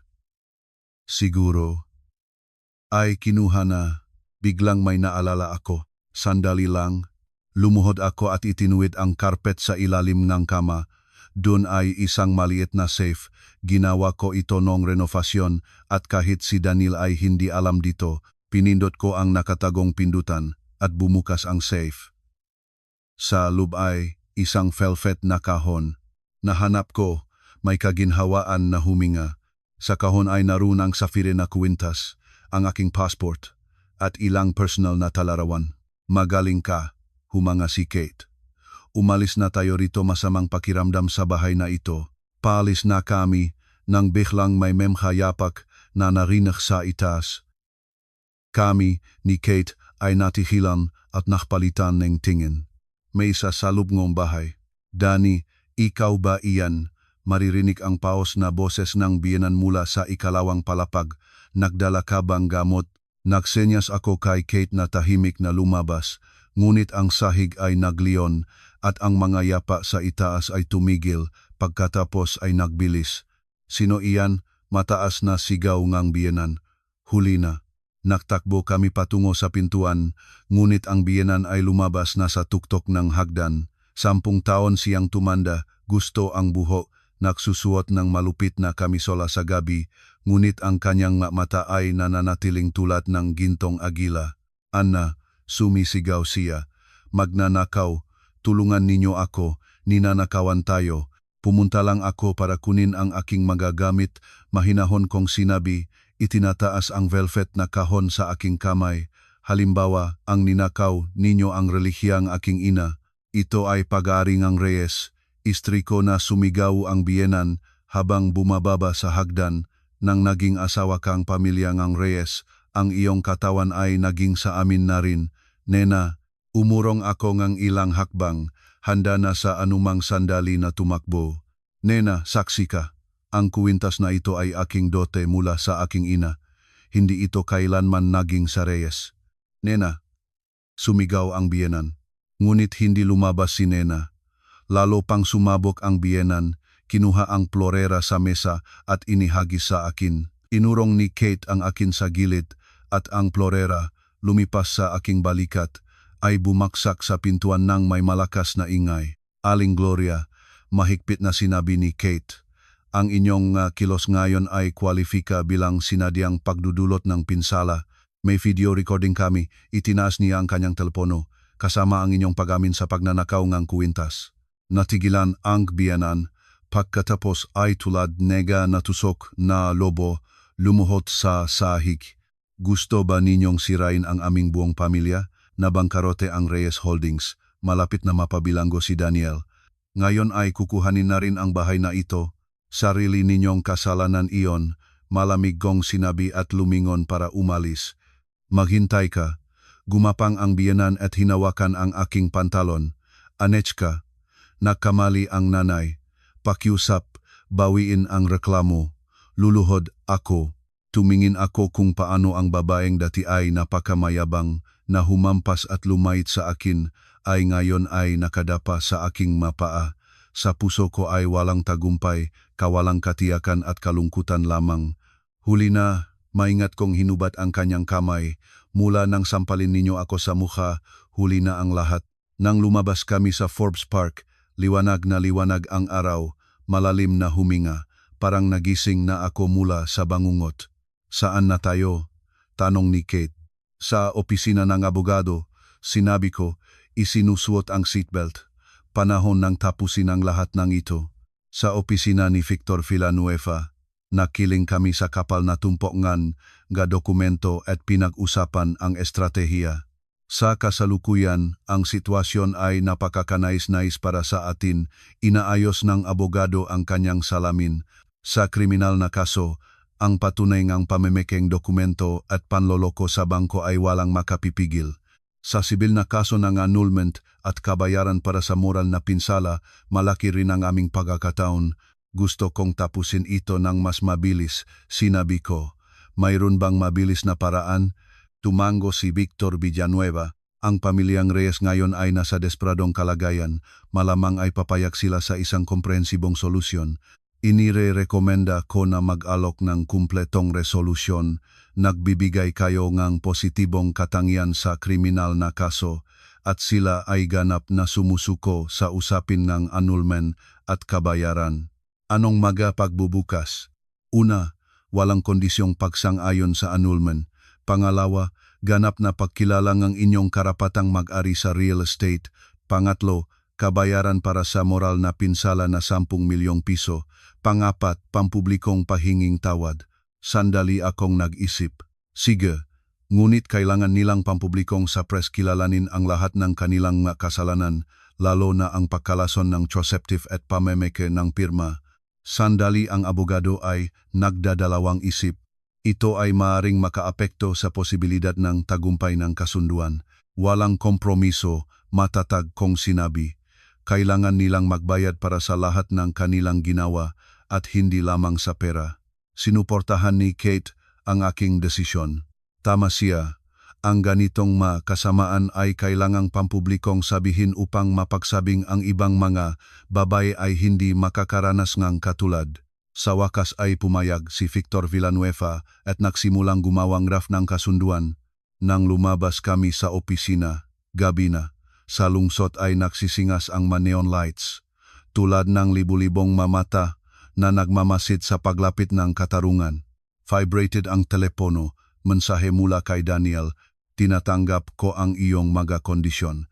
Makita tayo bukas ng alas 10 ng umaga sa simbahang San Agustin. Ipinakita ko ang telepono kay Kate. Nanlambak ang kanyang no. Ganyang bilis sumuko. Hindi ito katulad ng Reyes. Wala silang pagpipilian. Mahinahon kong sinabi, Kung makakarating sa kriminal na korte ang kaso, si Daniel at ang kanyang ina ay malamang na makatanggap ng tunay na sentensya. Kumpara sa ganon, ang aking makondisyon ay awa pa iyon. Sasama ako sa iyo bukas, hinawakan ni Kate ang aking kamay, baka may plano pa sila. Tumango ako, tinitingnan ang malayo sa mga ilaw. Bukas ay matatapos na ang lahat na ito. Sa San Agustin ay nakarating ako ng 30 minuto bago ang takdang oras. Kami ni Kate at si Victor Villanueva ay makakasama. 3 kaming nakatayo sa lilim ngang mga puno at nagmamasid sa mga dumadaan. Nag-aalala ka ba? Inabot ni Kate ang boten na tubig. Umiling ako. Sa kabaliktaran, kakaibang tiwasay, parang naghihintay na operasyon na alam ng ang kinalabasan. Nang 9:30, ang isang pamilyar na itim na Mercedes ay huminto sa gilid ng daan. Isang si Daniel lang ang lumabas ng sasakyan. Nasusuot siyang simpleng puting kamiso at itim na pantalon. Wala na ang dati niyang elitistang hitsura. Lumingon siya, nakita kami at kapansine-pansing nanigas. Pagkatapos ay mabagal na lumapit. Naipaus ang kanyang boses. Maari ba tayong mag-usap ng mag-isa? Ogod na naginggot si Kate. Sabihin mo rin sa amin. May kapaitan na ngumisi si Daniel. Huwag kayong matakot. Hindi ako magiging masamang loob. Gusto ko lang humingi ng tawad. Hiniling ko kina Kate at Victor na maghintay at lumayo kami ni Daniel patungo sa bangkong nasa gilid. Sa liwanag ng umaga, ang kanyang anyo ay maganda pa rin. Ngunit ang maitim na bilog sa ilalim ng mata at mga kulubot sa tabing ng bibig ay nagpapakita ng hirap na pinagdaan sa nakalipas na mga araw. Hindi darating si nanay. Agad niyang sinabi, hindi maganda ang kanyang kalagayan. Sinabing doktor na matinding depression. Nanahimik ako. Nagpatuloy si Daniel. Alam ko na walang karapatang humingi kang tawad, ngunit talagang ikinalulungkot ko ang lahat. Bakit? Biglang tanong ko. Bakit ninyo pinili ang daan ng pandaraya at pagdudulot ng sakit? Maari kayong makipag-usap sa akin ng tapat. Dahil sa kasakiman at kagagahan, umiling siya, tinitingnan ang kanyang makamay, matagal nang may mga problema ang kumpanya. Ang ama ko ay nag-iwan ng isang taga-sulsol bago siya namatay. Ang nanay ay laging gusto ng pagpapakita ng kasaganaan at lalo't lalong lumaki ang butas nang malaman namin ang halaga ng ari-arian na iniwan ng iyong mamagulang para itong buhay-buhay. At ni planong voluntaryo akong magbibigay sa inyong ang ari-arian pagkatapos ng kasal. May hiyas siyang tumango. Ang orihinal na plano ay mahalin mo ako at pagkatapos ang kasal ay natural na magiging pinagsama ang ari-arian, ngunit tumanggi ka. Palagi mong pinagtatatwiran na ang mana ang aking nga magulang ay para sa akin, at kaya naman bumaling kayo sa pagkalason, pamamekeng pirma at pagbabanta, nanginig ang aking boses. Si Daniel, ang katahimikan ay pagiging kasabwat. Wala siyang sagot. Naging abo ang kanyang mukha. Mula sa malayo, nagsenyas si Kate na tapos na ang oras. Halika na. Tumayo ako. Oras na. Ang proseso ng annulment ay napakatahimik na. Mapirma, matata, pagbabalik ng kasal na sertipiko. Wala pang 20 minuto, ang maliit na pulang aklat, na minsan ay simbolo ng pangakong habang buhay, ay naging isang dokumento na nagpapatunay ng pagtatapos ng relasyon. Nang lumabas kami sa hukuman, liwanag na liwanag ang araw, nakatayo si Daniel sa mga hagdan, nais sabihin ang isang bagay, ngunit nagbago ang isip. Sa huli ay bahagya lamang siyang tumango at lumakad patungo sa kanyang itim na Mercedes. At hahayaan mo lang siyang umalis, may pagtatakang tanong ni Kate. Nakabitin pa rin sa kanya ang kriminal na kaso, ipinaliwanag ni Victor Villanueva. Ngayon, ang annulment lamang ang tinugunan namin. Ang mga detalyeng kabayaran at pampublikong pahinging tawad ay kailangan paniting pag-usapan. Tinitignan ko ang lumilayo na Mercedes nang may halo-halong damdamin. 3 taong emosyon ang nagtatapos. Walang nakalaglag na sakit. Kakaibang pakiramdam ngang pagpapalaya. Tulad ng sa wakas ay itinapon ko ang mga tanikala na matagal akong nagbikas. Saan na tayo? Kinuha ni Kate ang aking braso. Ipagdiwang natin ang iyong kalayaan. Nagsisimula na akong sumagot nang biglang vibrate ang telepono. Hindi kilalang numero, MMS na mensahe malapit na tingin ng sira ang kandado ng pinto aking tsondo at kasunod nito ay mensahe. Akala mo ba nanalo ka na? Nagsisimula pa lang ang laro, na yelo ang dugo ko. Nandinig ng kamay na ipinakita ko ang telepono kina Kate at Victor Villanueva. Huwag nang magaway pa, nagmura ang abogado na halos hindi gumagamit ng masamang salita. Agad akong tatawag sa pulis, kayo ay pumunta sa tsondo. Halina, agad na nagdesisyon si Kate. Maaring ito ay walang laman na banta, ngunit alam ko na hindi. Ang pamilya na Reyes, lalo na ang biyenan, ay hindi basta-basta susuko. Ang annulment ay unang hakbang lamang, ang tunay na digmaan ay nagsisimula pa lamang. Sa tunong ng sirenang pulis, nagmamadali kaming pumunta sa tsondo. Tulad ng inaasahan, ang pinto ay magaspang na nasalakay at sa loob ay kaguluhan. Ang sofa ay sinadayang tinatat ng kutsilyo. Sa mga dingding ay isinulat sa pulang pintura, "Mamatay ka." Ang aking wardrobe ay baliktad, lahat ng damit ay pinagputol-putol. Ang pinaka-nakakatakot ay ang nakalatag sa kama sa silid tulugan isang doll sa damit pangkasal. Sa lig nito ay may lubid at sa mukha ay malaking pulang krus. Sa tabi nito ay isang kutsilyo, marumihan ng pulang likido na naging lakpas ng hayop na dugo. Mga baliw, tinabunan ni Kate ang kanyang bibig.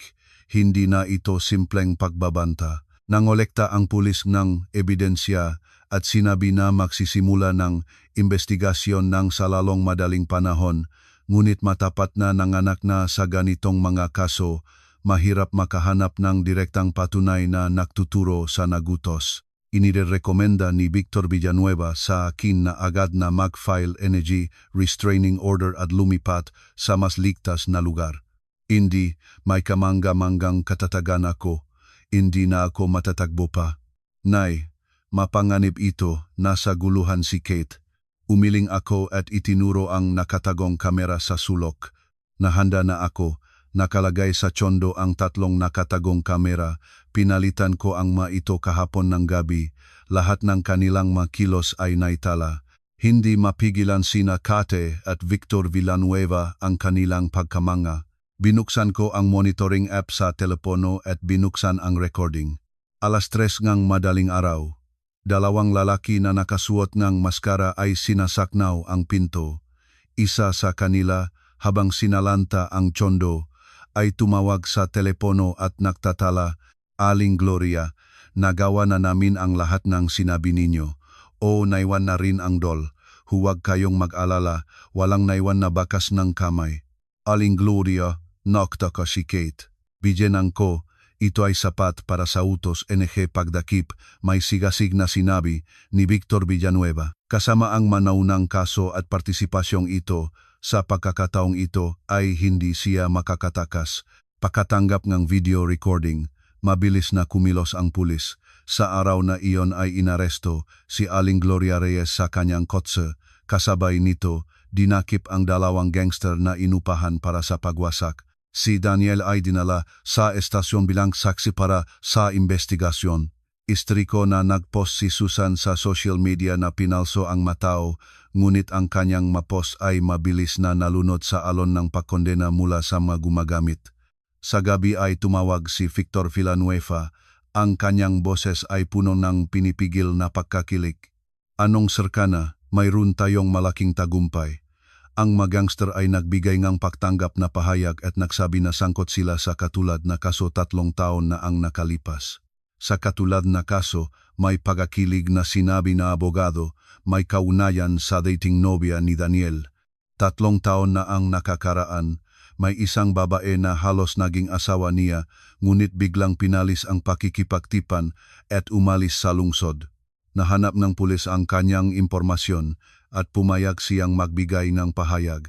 Ginamit ni Aling Gloria ang katulad ng mga pamamaraan upang sa pamamagitan ng pagbabanta ay pilitin siyang sumuko sa mga karapatang real estate na dapat ay mamanahan ni Daniel.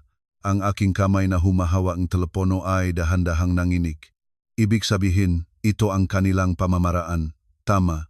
Nagahanap si Aling Gloria nga batang babae na may ari-arian, pinapadalan sa kanila nga anak, pinagpapakasal siya sa kanila, at pagkatapos ay sa lahat ng paraan ay inangkin ang kanilang pag-ari. Ang nakaraang nobya ay hindi nag-file ng kaso dahil hindi sila opisyal na kasal at maliit ang kanyang mapakalugi, ngunit sa pagkakataong ito, ang patunay ay walang makapipigil, hindi makakatakas ng parusa si Aling Gloria Reyes. Pagkababa ngang tawag, nakatayo ako sa harap ng malawak na binta ng Tondo at tinitingnan ang lumulubog na araw. Ang mapanglaw na gabing iyon, 3 taon na ang nakalipas, nang lumabas si Daniel sa pasukan ng aklatan na may payong kasama rin ba iyon sa maingat na pinlanong patibong, ang lahat ng magandang pag-aalaga, ang lahat ng pangako sa walang hanggang pag-ibig, lahat iyon para sa ari-arian ng aking mamagulang. Vibrated muli ang telepono. Mensahe mula kay Daniel. Inaresto si nanay.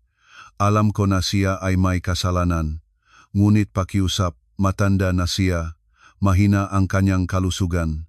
Handa akong tanggapin ang lahat ng kasalanan. Pakiusap, bawiin ang reklamo. Matagal na tinitingnan ang mensaheng ito at sa huli ay sumagot. Ang bawat isa ay kailangang managot para sa kanilang mga ginawa. Ang inyong ina at kayo.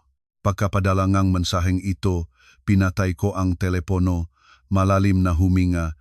Ang bangungot na ito ay sa wakas ay tunay na nagtatatapos.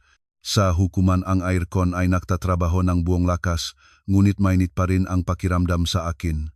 Ang lugar para sa publiko ay puno ng mga mamahayag at mga mausisa. Sa hangin ay ang pinipigil na kakilig. Ngayon ay ang unang pagdinig sa kaso ni Aling Gloria Reyes sa akusasyon ng pamemeka ng dokumento, panloloko sa bangko at pag-organisa ng panlolop. Nakaupo ako sa lugar NG nagrereklamo. Sa tabi ko ay si Victor Villanueva sa perpektong ternong damit. Sa kabila, sa bangko NG mag-aakusado, ay nakaupo si Aling Gloria Reyes sa malaking prison uniform na may gulong-gulong na uban na buhok. Wala nang bakas ng dati niyang pagmamagaling. Nakaupo siya, nakayuko ang ulo at sinisikap na hindi makatingin kahinuman. Si Daniel ay nakaupo sa unang hilera para sa publiko. Malusak ang kanyang mukha. Pagkatapos ng huling mensahe ay hindi na kami nag-usap. Wala si Susan. Narinig ko na umalis siya sa ibang lungsod. Lahat ay tumayo, papasok na ang hukuman, maririnig ang malakas na boses ng alguacil. Ang mahistrado ay isang mahigpit na babae sa kalagitnaan ng edad. Mabilis na binuksan ang dokumento at idineklara ang sesyon na bukas. Ang fiskal ang unang naglatag ng kabuuan ng kaso, nagpapakitang hanayng patunay, video recording mula sa bangko, mga usapan, larawan ng sinalantang Tondo. Ang abogado ni Aling Gloria ay sinubukan na ilarawan ang kanyang kilos bilang sandaling kahinaan, ngunit agad siyang pinigilan ng mahistrado. Ang akusado ay iniakusa sa mga krimeng pinlano sa matagal na panahon. Mahigpit na sinabing mahistrado, hindi ito maaring ipaliwanag bilang simpleng pagkakamali. Nang dumating ang aking pagkakataon na magbigay na pahayag, mahinahon kong ikinuwento ang lahat.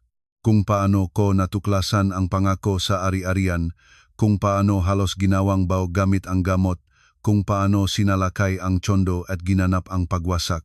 Sa aking salaysay ay sinubukan kong hindi tumingin sa direksyon ni Daniel, ngunit nararamdaman ko ang kanyang mapanuring tingin. Ang pinakadramatikong sandali ay nang ang fiskal ay tinawag bilang saksi ang dating nobya ni Daniel na si Irene.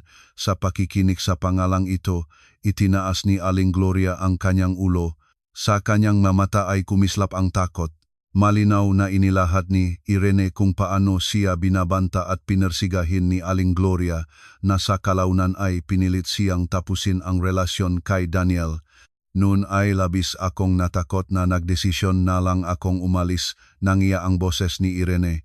Ngunit nang makita ko kung gaano katalasan ang tinanggap ni Anong Serkana, nagdesisyon akong hindi na ako maaring manahimik pa. Ang pagdinig ay nagpatuloy ng buong araw. Bago ang pahinga, idineklara ng mahistrado na dahil sa walang makapipigil na patunay, si Aling Gloria Reyes ay mananatili sa detensyon hanggang sa pagpapahayag ng panghuling hatol. Nang lumabas ako sa bulwagan ng hukuman, Pinaligiran ako ng tambak ng mamamahayag, sinisilaw nga flash. Pinangalagaan ako ni Victor Villanueva, mabilis na dumadaan sa gitnang karamihan, ngunit isang pamilyar na boses ang nakpahinto sa akin. Nay, si Daniel ito, sa kanyang mamata ay nanginginig ang mga luha. Maari ba tayong mag-usap ng 5 minuto? May pag-iingat na tumingin sa kanya si Victor Villanueva, ngunit tumango ako. Lumayo kami sa isang maliit na parke sa tabi ng hukuman. Ang nga dahon sa taglagas ay umugay sa ilalim ng aming mga paa. Ang nanay malamang ay mapabilanggo. Agad niyang sinabi ng doktor na sa kanyang kalagayan ng isip, maari siyang mamatay doon. Mahinahon ko siyang tinitingnan. Alam mo ba na sa inumin na ibinibigay mo araw-araw ay narunang contraceptives? Natigilan siya. Pagkatapos ay may pasakit na ipikit ang kanyang mamata. Hinala ko ito. Mamaya, hinala. Inulit ko ang salitang iyon, nararamdaman ang kakatawang kalagayan. Daniel Reyes, ang iyong nanay ay maaring mamatay sa bilangguan, ngunit alam mo ba, halos pinatay niya ako hindi lamang pisikal, kundi moral din. Wala siyang masabi, hawak lang ang ulo at lumuhod sa bangko. Alam ko, wala akong karapatang humingi ng kahit ano sa iyo. Gusto ko lang, alamin mo, na ang aking damdamin para sa iyo ay hindi ganap na huwad. Itinaas niya ang ulo. Sa simula, Toto, lumenat ako sa iyo dahil sa pera. Ngunit kalaunan ay tunay na akong nagmahal sa iyo. Umiling ako. Sa puso ko ay kalmado tulad ng mulang lawa. Ang pag-ibig ay hindi nagpapalubos ang pagdudulot ang sakit. Daniel, palagi kang nagmahal sa iyong sarili. Nang humampas sa aking mukha ang iyong ina, yumuko ka at kumain. Nang nilalason niya ako, nagpanggap kang walang alam. Nang ginawa niyang peke ang aking pirma at ipinangako ang aking ari-arian, tumulong ka. Daniel, ang katahimikan ay pagiging kasabwat. Hindi na siya sumagot. Naging abo ang kanyang mukha. Nang lumingon ako, hindi na niya sinubukang pigilan ako. Ang hangin ng taglagas ay nagdala nga, aking huling luha na natuyo para sa kanya. Pagkaraan ng 2 linggo, ang hukuman ay nagpahayag ng hatol. Ang aling Gloria Reyes ay napatunayang nakasala sa pamemekeng dokumento, panloloko sa bangko, at pag-organisa ng pagwasak at nahatulan ng 6 na taon ng pagkabilanggo. Si Daniel bilang kasabwat ay nakatanggap ng 3 taon na probation na may 4 na taong probationary period. Ang Reyes Holdings dahil sa pinansyal na mga problema ay pinilit na isara.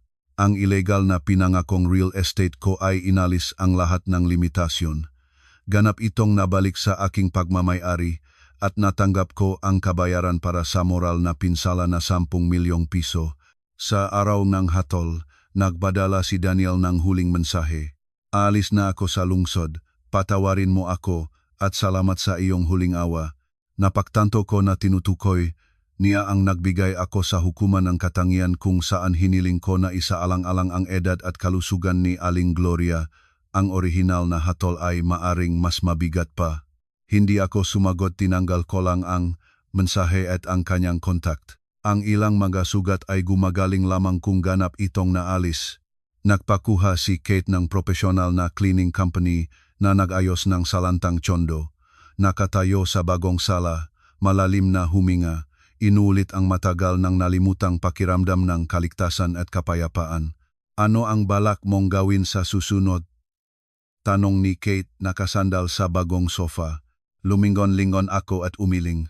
Maraming masamang alaala rito para manirahan, magbebenta at magsisimula ng bagong buhay sa ibang lugar. Hindi mo ba naisip ang pag-aaral sa ibang bansa? Biglang tanong ni Kate. Noon pa nang nasa universidad, palagi kang gustong pumunta sa England. Nakliwanag ang aking makamata. Alam mo, ngumiti siya, ang aking pinsan ay professor sa University of London. Kung interesado ka, maari akong makipag-ugnayan sa kanya.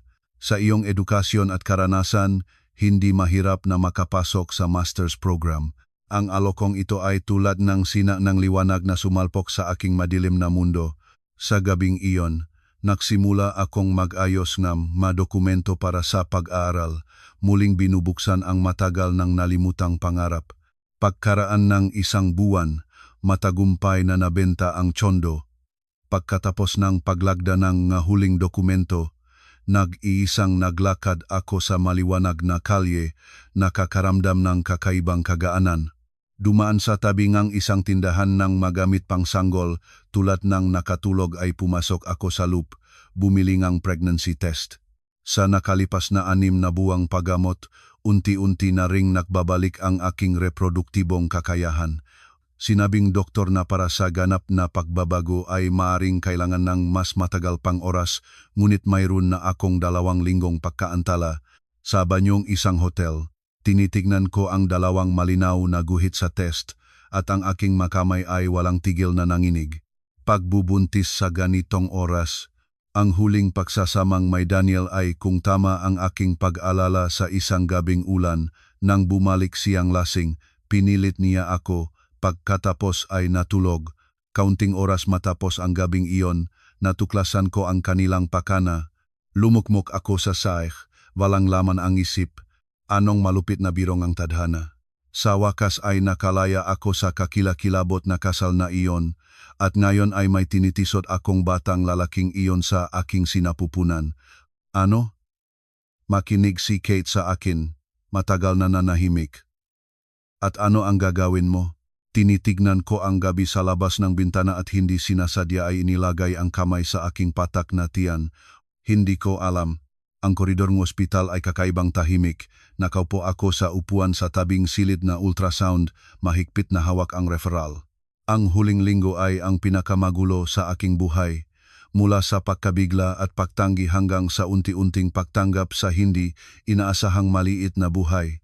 Volkovan na serkana, dumukit ang sa may-aring silid. Sa silid ng ultrasound, malamig na gel ang inilagay sa aking tiyan, at ang transducer ay nagsimulang dahan-dahang gumala. Sa screen ay lumabas ang malabo na itim at putim na larawan. Itinurong doktor ang maliit na tuldok. Tingnan ninyo ito, ang gestational sac. 6 na linggo na ngayon ang edad. Tinitingnan ko ang maliit na puting tuldok na ito. Sa dibdib ay bumangon ang hindi masalitang damdamin. Ito ay ang aking anak, ang buhay na dating sinubukang pigilan na lumitaw sa pamamagitan ng gamot ay ngayon ay matiyagang nagkaroon ng ugat sa aking katawan. Isinasaalang-alang na matagal kayong tumanggap ng contraceptives, kakailanganin namin ng mas detalyadong pagsusuri, inaayos ng doktor ang kanyang salamin, ngunit sa kasalukuyan, normal ang pagunlad ng fetus. Nang lumabas ako sa ospital, liwanag na liwanag ang araw. Nakatayo ako sa kalye at biglang napagtanto na hindi ko alam kung saan pupunta. Si Kate ay malamang may lakad. Hindi ko sinasadya ang pagpunta sa pagsusuri ngayon. Kailangan kong gawin ang desisyong ito ng mag-isa. Sa kafe, nagoda engtsa na walang kape, inilabas ang notebook at nagsimulang ilista ang lahat ng posibleng opsyon. Isa abortion, ganap na putulin ang huling ugnayan sa pamilya na Reyes at tulad na Pinlano, pumunta sa pag-aaral. 2 manganak at mag-alaga ng mag-isa, ngunit nangangahulugan ito ng habang buhay na ugnayan sa pamilya ng Reyes. 3 manganak at ibigay ang panggangalaga kay Daniel, ngunit alos imposible ito. Malalim na bakas ang iniwan ng ballpen sa papel. Ang isip ay nagsasabi na piliin ang unang landas. Ngunit sa tuwing naalala ko ang maliit na puting tuldok sa screen, ang puso ko ay nakakahawa ng hindi nakikitang kamay. Vibrated ang telepono. Sulat mula sa University of London.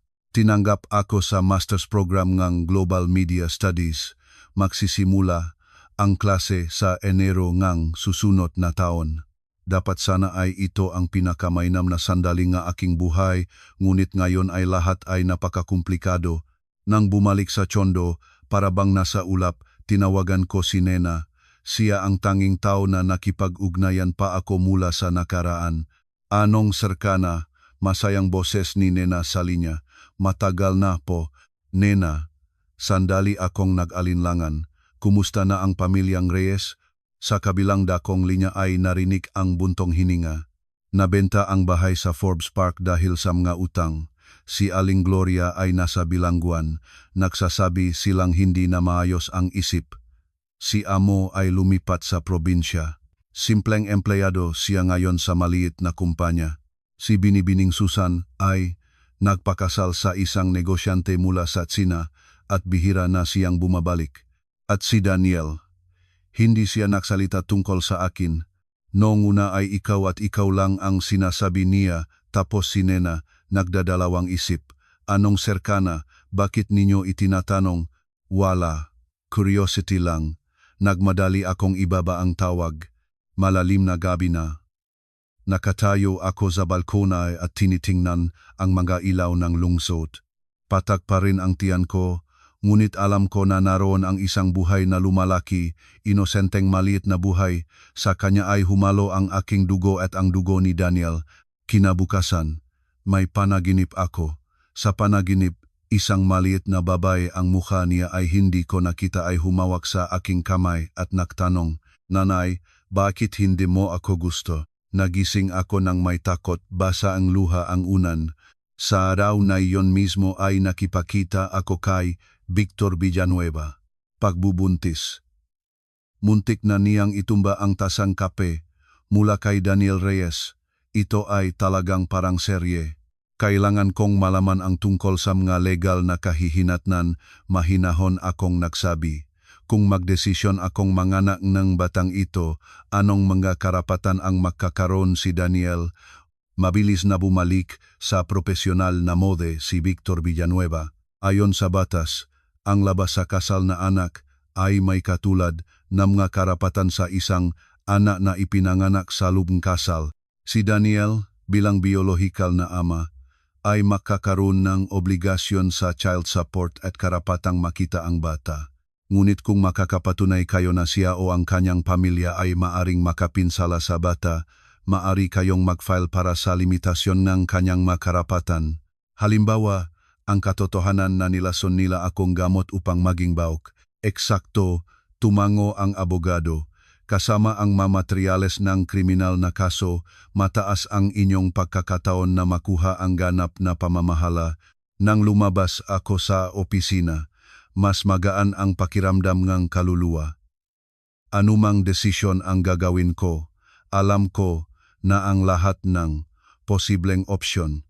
Sa katapusan ng linggo ay bumalik si Kate mula sa biyahe at agad na pumunta sa akin.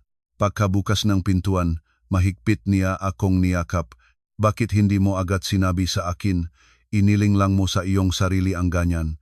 Napasan ako sa kanyang balikat at sa wakas ay napayak ng napayak. Hindi ko alam ang gagawin. Ang batang ito ay para kay Daniel, ngunit ito rin ay aking anak. Kinamumuhi ko siya, ngunit hindi ko kamumuhi ang batang ito. Mahinahon na hinagod ni Kate ang aking likod. "Hindi mo kailangang magdesisyon agad. Mayroon kang sapat na oras para mag-isip.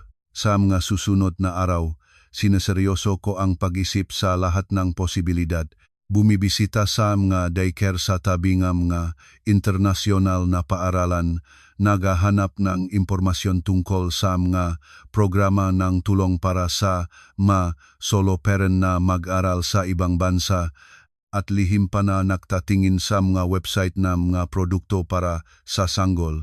Ang maliit na buhay na dati ay labis akong takot ay unti-unting nagiging tunay na nilalang, isang regalo na maaring magbago ng direksyon ng aking buhay. Sa ika-10 linggo ng pagbubuntis, nagpa-detailed ultrasound sa isang pribadong klinika. Ang maliit na puting tuldok sa screen ay naging isang maliit na tao na may malinaw na ulo, katawan, kamay at paa. Nang palakihin ng doktor ang larawan at ituro ang mabilis na tumitibik na puso, bumuhos ang luha sa aking mga mata. "Malusog na sanggol," ngumiti ang doktor. "Tingnan ninyo, kumakaway pa ang kamay." Sa sandaling iyon, lahat ng pag-aalala at takot ay nagsingaw tulad ng usok. Maingat na hinagot ang screen at nagdesisyon. Gaano man katinik ang landas na ito, gusto ko ang batang ito. Nang bumalik sa kondo, nagpadala ako Grupo NG mensahe kina Kate at Victor Villanueva. Nagdesisyon akong manganak, mag-aalaga ng mag-isa. Ang pagpasok sa University of London ay ipagpaliban ko hanggang Setyembreng susunod na taon. Muna ay manganganak dito sa Pilipinas. Pagkatapos ay punta tayo.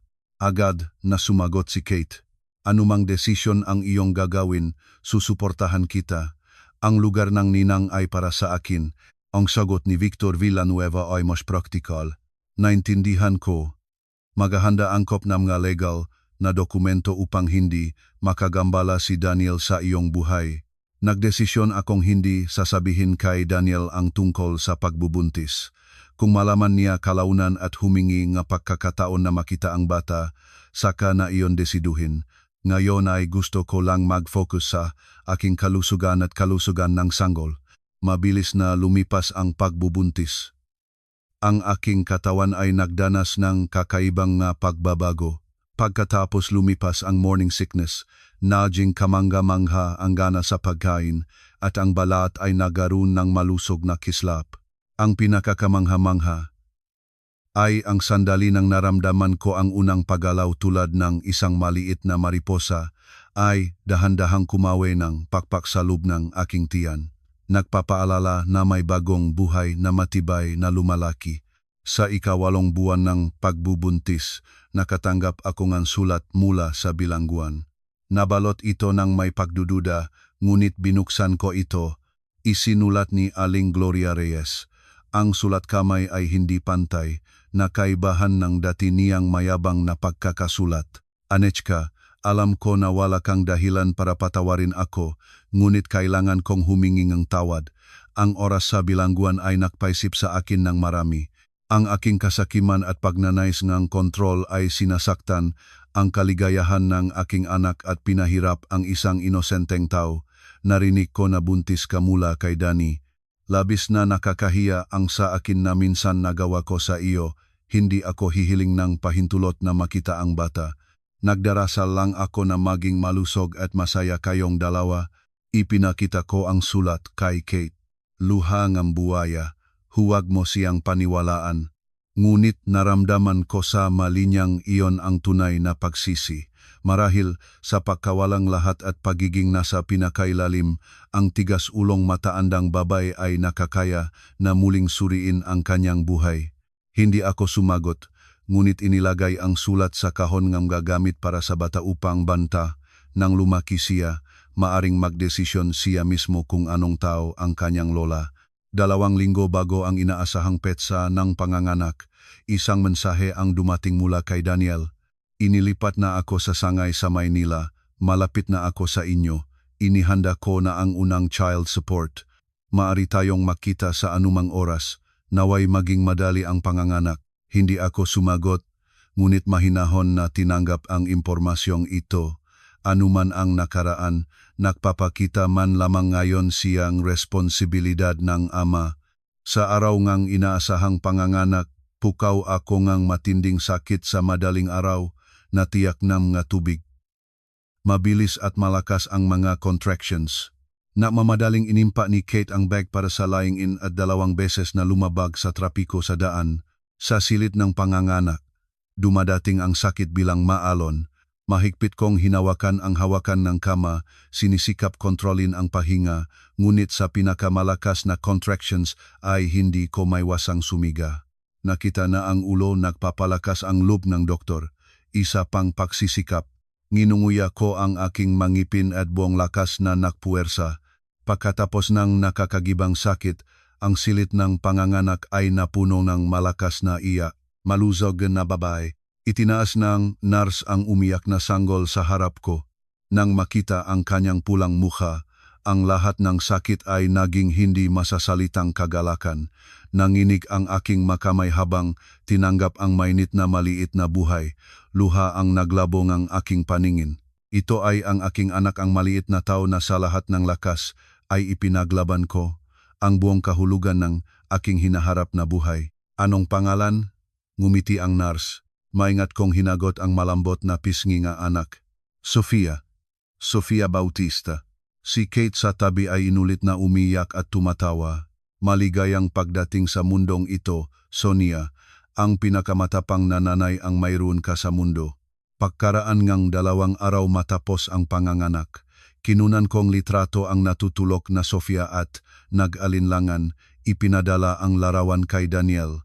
Sofia Bautista, babay, 3 kilot kalahati. Malusog, pwede kang pumunta pagkatapos ang 100 araw. Ang kanyang sagot ay dumating ng halos sabay-sabay. Salamat, napakaganda. Nia, kamusta ka? Pipunta talaga ako. Nagagalak na.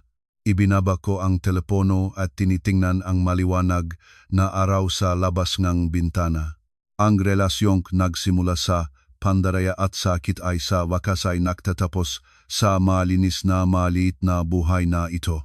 Mahaba pa ang landas sa harapan. Ngunit ngayon, habang hawak ko sa mga bisig ang natutulok na anak, naramdaman ko ang hindi kapanipaniwalang kapayapaan at katahimikan. 5 taon na ang lumipas. Paliparan ng Heathrow. Nanay, tingnan mo, napakaking eroplano. Hinila ni Sonia ang aking kamay, itinuturo ang labas ng bintana at masayang tumalon-talon. Sa magandang asul na damit at 2 sintas na buhok, katulad siyang isang maliit na elf mula sa mga kwentong bayan. Oh anak, iyan ang ating eroplano. Lumuhod ako upang ayusin ang kanyang kwelyo. Pupunta tayo sa Pilipinas para sa lola at lolo. Ura, malakas na sagot ni Sonia. Pagkatapos, binabaan ang boses, nagtatanong, Nanay, totoo susalubungin tayo ngang tatay sa paliparan? Tumango ako. O nangako siya. Tinitingnan ang kanyang maliit na mukha, punong pag-abang. Nagagalak ako na minsan ay nagdesisyon na payagan si Daniel na may limitadong pakikilahok sa buhay ni Sonia. Sa nakalipas na 5 taon, mahigpit niyang sinunod ang lahat ng kasunduan, bumibisita kay Sonia 1 beses bawat quarter, hindi kailanman lumakpas ng hangganan, regular na nagbabayad ng child support. Masaya si Sonia at iyon ang pinakamahalaga. Sonia, nandito kami, maririnig ang pamilyar na boses. Si Kate ay kumakaway sa amin, sa likod niya ay nakatayo ang matangkad na mapulaw na lalaki, ang aking asawa at kasamahan sa University of London.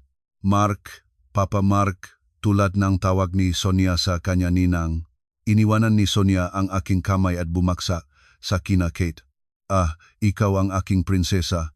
Tinangkilik ni Kate si Sonia at pinaikot. Paano kita namis? Kinuha ni Mark ang aking bagahe at halikan sa ano. Anda ka na ba, Dr. Bautista? Ngumiti ako at umiling ng ulo. Kami ay kasal na ng 2 taon. Ngunit ang British na formalidad at sense of humor ni Mark ay nahilig pa rin sa pagtawag sa akin ng doktor, kahit na siya mismo ay propesor. Malinaw na lumipas ang pagrehistro. Si Sonia ay unang beses na lumilipat ng ganito kalayo at lahat ay bagong-bago sa kanya. Nang ang eroplano ay kumilos mula sa runway, mahigpit na hinawakan ni Sonia ang daliri ng parehong kamay ko at ni Mark. Takot siya at sabik sa parehong oras. Nag-aalala ka ba? Mahinahon na tanong ni Mark. Pagkatapos ang 5 taon, babalik ka sa Pilipinas. Tinitignan ko ang maulap sa labas ng bintana at bahagya na umiling ng ulo. Hindi. Sa pagkakataong ito ay iba ang lahat. Totoo na lahat ay iba na. 5 taon na ang nakaraan, umalis ako sa Pilipinas na may basag na puso at anak sa ilalim ng puso ko upang mag-aral sa England. Ngayon ay bumabalik ako na may pamagat ng kilalang mananaliksik ng media sa buong mundo, masayang pamilya at malusog at masayang anak. Ang manakaraang sugat ay matagal nang nagilom, nag-iwan lamang ng mahahalagang aral at lakas. Nang ang eroplano ay lumanding sa paliparan ng Ninoy Aquino, si Sonia ay mahimbing nang natutulog sa aking mabisig. Pagkatapos dumaan sa customs na may bagahe, agad ko siyang nakita sa arrivals hall, si Daniel. Nasusuot siyang simpleng puting kamiso at jeans. Lalo pa siyang payat, ngunit masigla ang hitsura. Nay, mahinahon siyang nagbati. Ang kanyang tingin ay agad lumipat kay Sonia. Paano siya lumaki? Tatay, biglang nagising si Sonia, pinunas ang kanyang mata, nakilala si Daniel at agad ay iniabot ang kanyang makamay upang hawakan siya. May nagagalak na kinuha ni Daniel ang anak sa kanyang mabisig. Sa kanyang mga mata ay kinislap ang mga luha. Sonia, naalala mo ba ang tatay? Naalala, Seryosong tumango si Sonia. Nung isang beses na nandito ka, binigyan mo akong pandadol. Habang tinitingnan ang mainit na eksena, si Mark ay magalang na nakatayo sa gilid at ngumingiti. Si Kate naman, tulad ng inaabangan na manok, ay mapanuring tinitingnan si Daniel. Daniel, itinuturo ko si Mark. Ito si Mark Williams, ang aking asawa. Nakakilalang kumamay ang dalawang lalaki. Ito naman si Daniel, biolohikal na ama ni Sonia. Kamangga-manggang mayos ang eksena. Kahit sa sirang Ingles ay nagsabi si Daniel, "Nice to meet you." Sa daan patungo sa paradahan, biglang sinabi ni Daniel, "Namatay ang nanay nung nakaraang taon. Tinawag mula sa prison hospital, sinabi na mahinahon siyang lumisan." Sandali akong natigilan. Naway mapahinga siya, pumunta ka ba sa libing? Naging mas mababang boses ni Daniel. Hiniling niyang ipaabot sa iyo at kay Sonia ang kanyang mapahingi ng tawad. Huwag na nating pag-usapan ito. Nagbagong paksa. Narito ka ba sa paliparan dahil sa palitan? Oo. Idinagdak siya sa daan. Imbitahan ako nga upediliman bilang bisitang propesor sa loob ngang 3 buwan. Magaling, tumango si Daniel. Nay sabihin ang isang bagay, ngunit nagbago ngang isip. Nay, salamat na pinahihintulutan mo akong makita si Sonia. Siya ang tanging liwanag ng aking buhay. Tumingin ako sa kanyang tapat na mukha at mahinahon na tumango. Mabuting bata siya, karapat-dapat siyang mahalin. Sa paghihiwalay, inihakan ni Sonia si Daniel sa pisngi. Tatay, babalik ka pa ba? Siyempre, anak, may namumuhong mata na nangako si Daniel, palagi kang mamahalin ng tatay. Sa daan patungo sa hotel, mahimbing na natutulog si Sonia sa car seat. Si Kate ay nakaupo sa harapan at nagpapalingon sa salamin ng sasakyan upang tingnan ako. Hindi ko iniisip na magkakayanan ninyong mag-usap ng ganong katahimikan. Maraming maayos ang oras. Hinagot ko ang pisnging anak at naging tunay siyang responsableng ama. Hinawakan ni Mark ang aking kamay. Isang kamanghamanghang babae ka, Anna. Sa labas ng bintana ng sasakyan ay dumadaan ang makalsada ng Maynila. Ang lungsod na ito, nataglay ang pinakamasakit na alaala, ngayon ay lumitaw sa bagong liwanag. Maliwanag na liwanag ang araw sa pagitan ng mga gusali. Ah, oo. Biglang lumingon si Kate at may misteryosa pagtitig ay kumindatan. Bukas ay may sorpresa para sa iyo. Anong sorpresa? Kung sasabihin ko, hindi na magiging sorpresa. May kagalakang ngumiti siya. Tiyak na magugustuhan mo. Kinabukasan ng umaga, dinala kami ni Kate sa isang modernong gusaling opisina. Ang sorpresa ay nasa ika-23 palapag. May misteryong sinabi niya. Kami ni Sonia ay naghihintay sa cafe sa baba. Habang umaakyat ang elevator, may pag-usisa na nagtatanong si Mark. Talagang hindi mo alam kung ano ito. Umiling ako, ngunit ang puso ko ay kakaibang nagpabilis. Bumukas ang mapintuan ng elevator at nakita ko ang makinang nakaratula, Ana Bautista Legal Aid Center for Women. Ito may pagalitong tumingin ako sa mga empleyadong malinaw na inihanda ni Kate. Dr. Bautista. Lumapit sa akin ang isang respetadong babaeng nasa kalagitnaan ng edad. Maraming narinig na ako tungkol sa inyo. Ako ang direktor ng sentro, si Irene. Salamat sa inyong patuloy na mga donasyon sa nakalipas na 5 taon, nakatulong na tayo sa napakaraming baba. Noon lamang ko lahat naintindihan, si Kate, sa bahaging ang kabayaran na aking ibinigay sa foundation ng tulong sa mga babae, ay nagtayo ngang sentro ngang legal na tulong na pinangalanan ito ngang aking pangalan. Habang inikot namin ang sentro, detalyadong ikinuwento ni Irene kung paano sila tumutulong sa mga babae na magsagawa nga legal na kaso, nagbibigay ng psikolohikal na tulong at profesional na pagsasanay. Habang tinitignan ang makwento ngang tagumpay sa madingding ang mangumingiting mukha ngang mababaeng nakahanap ng bagong buhay na mumuo ang luha sa aking mga mata. At ito ang aming Hall of Honor, inakay kami ni Irene sa espesyal na dingding. Dito ay nakapangalan ang lahat ng espesyal na mga donador. Sinundan kong tingin ang kanyang daliri at natigilan akong tulad ng nakatanim. Sa dingding ay nakabitin ang larawan ng ina ni Daniel na si Aling Gloria Reyes. Sa paglalarawan ay nakasaad, "Nagsising si Aling Gloria Reyes ay inilaan ang lahat ng kanyang kayamanan para sa laban sa karahasan sa tahanan. Bago ang kanyang kamatayan, ipinangako niya na gamitin ang kanyang halimbawa bilang babala. Siya sa pakamangha ay hindi ako makasalita." Tumango si Rene. Madalas na pumupunta si Aling Gloria sa sentro bilang voluntaryo nung buhay pa siya.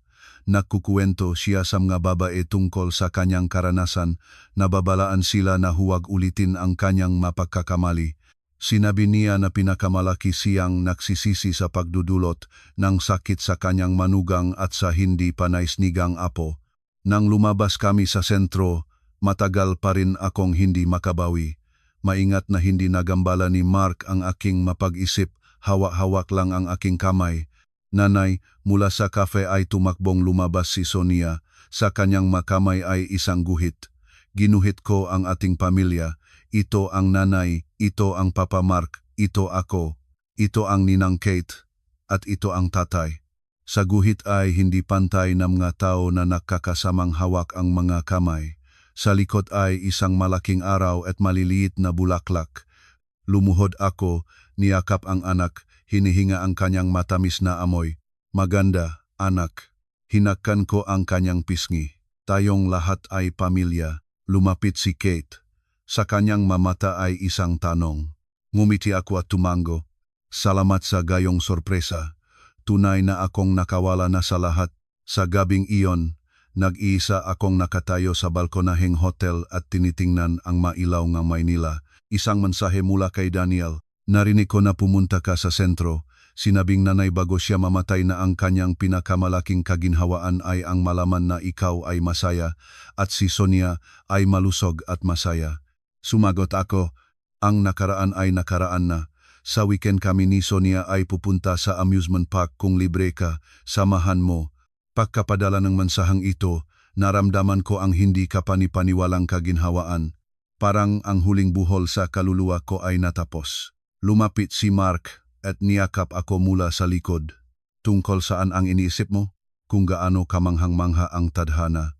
Humilig ako sa kanya. "Kung hindi ko dadaanan ang mga madilim na panahon na iyon, siguro ay hindi ako pumunta sa England at hindi ko kita matatagpuan.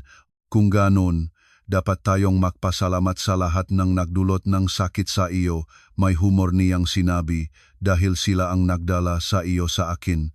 Lumingon ako at niyakap siya. Sa puso ko ay isang pagpapasalamat lamang. Ang buhay ay isang baluktot na ilog.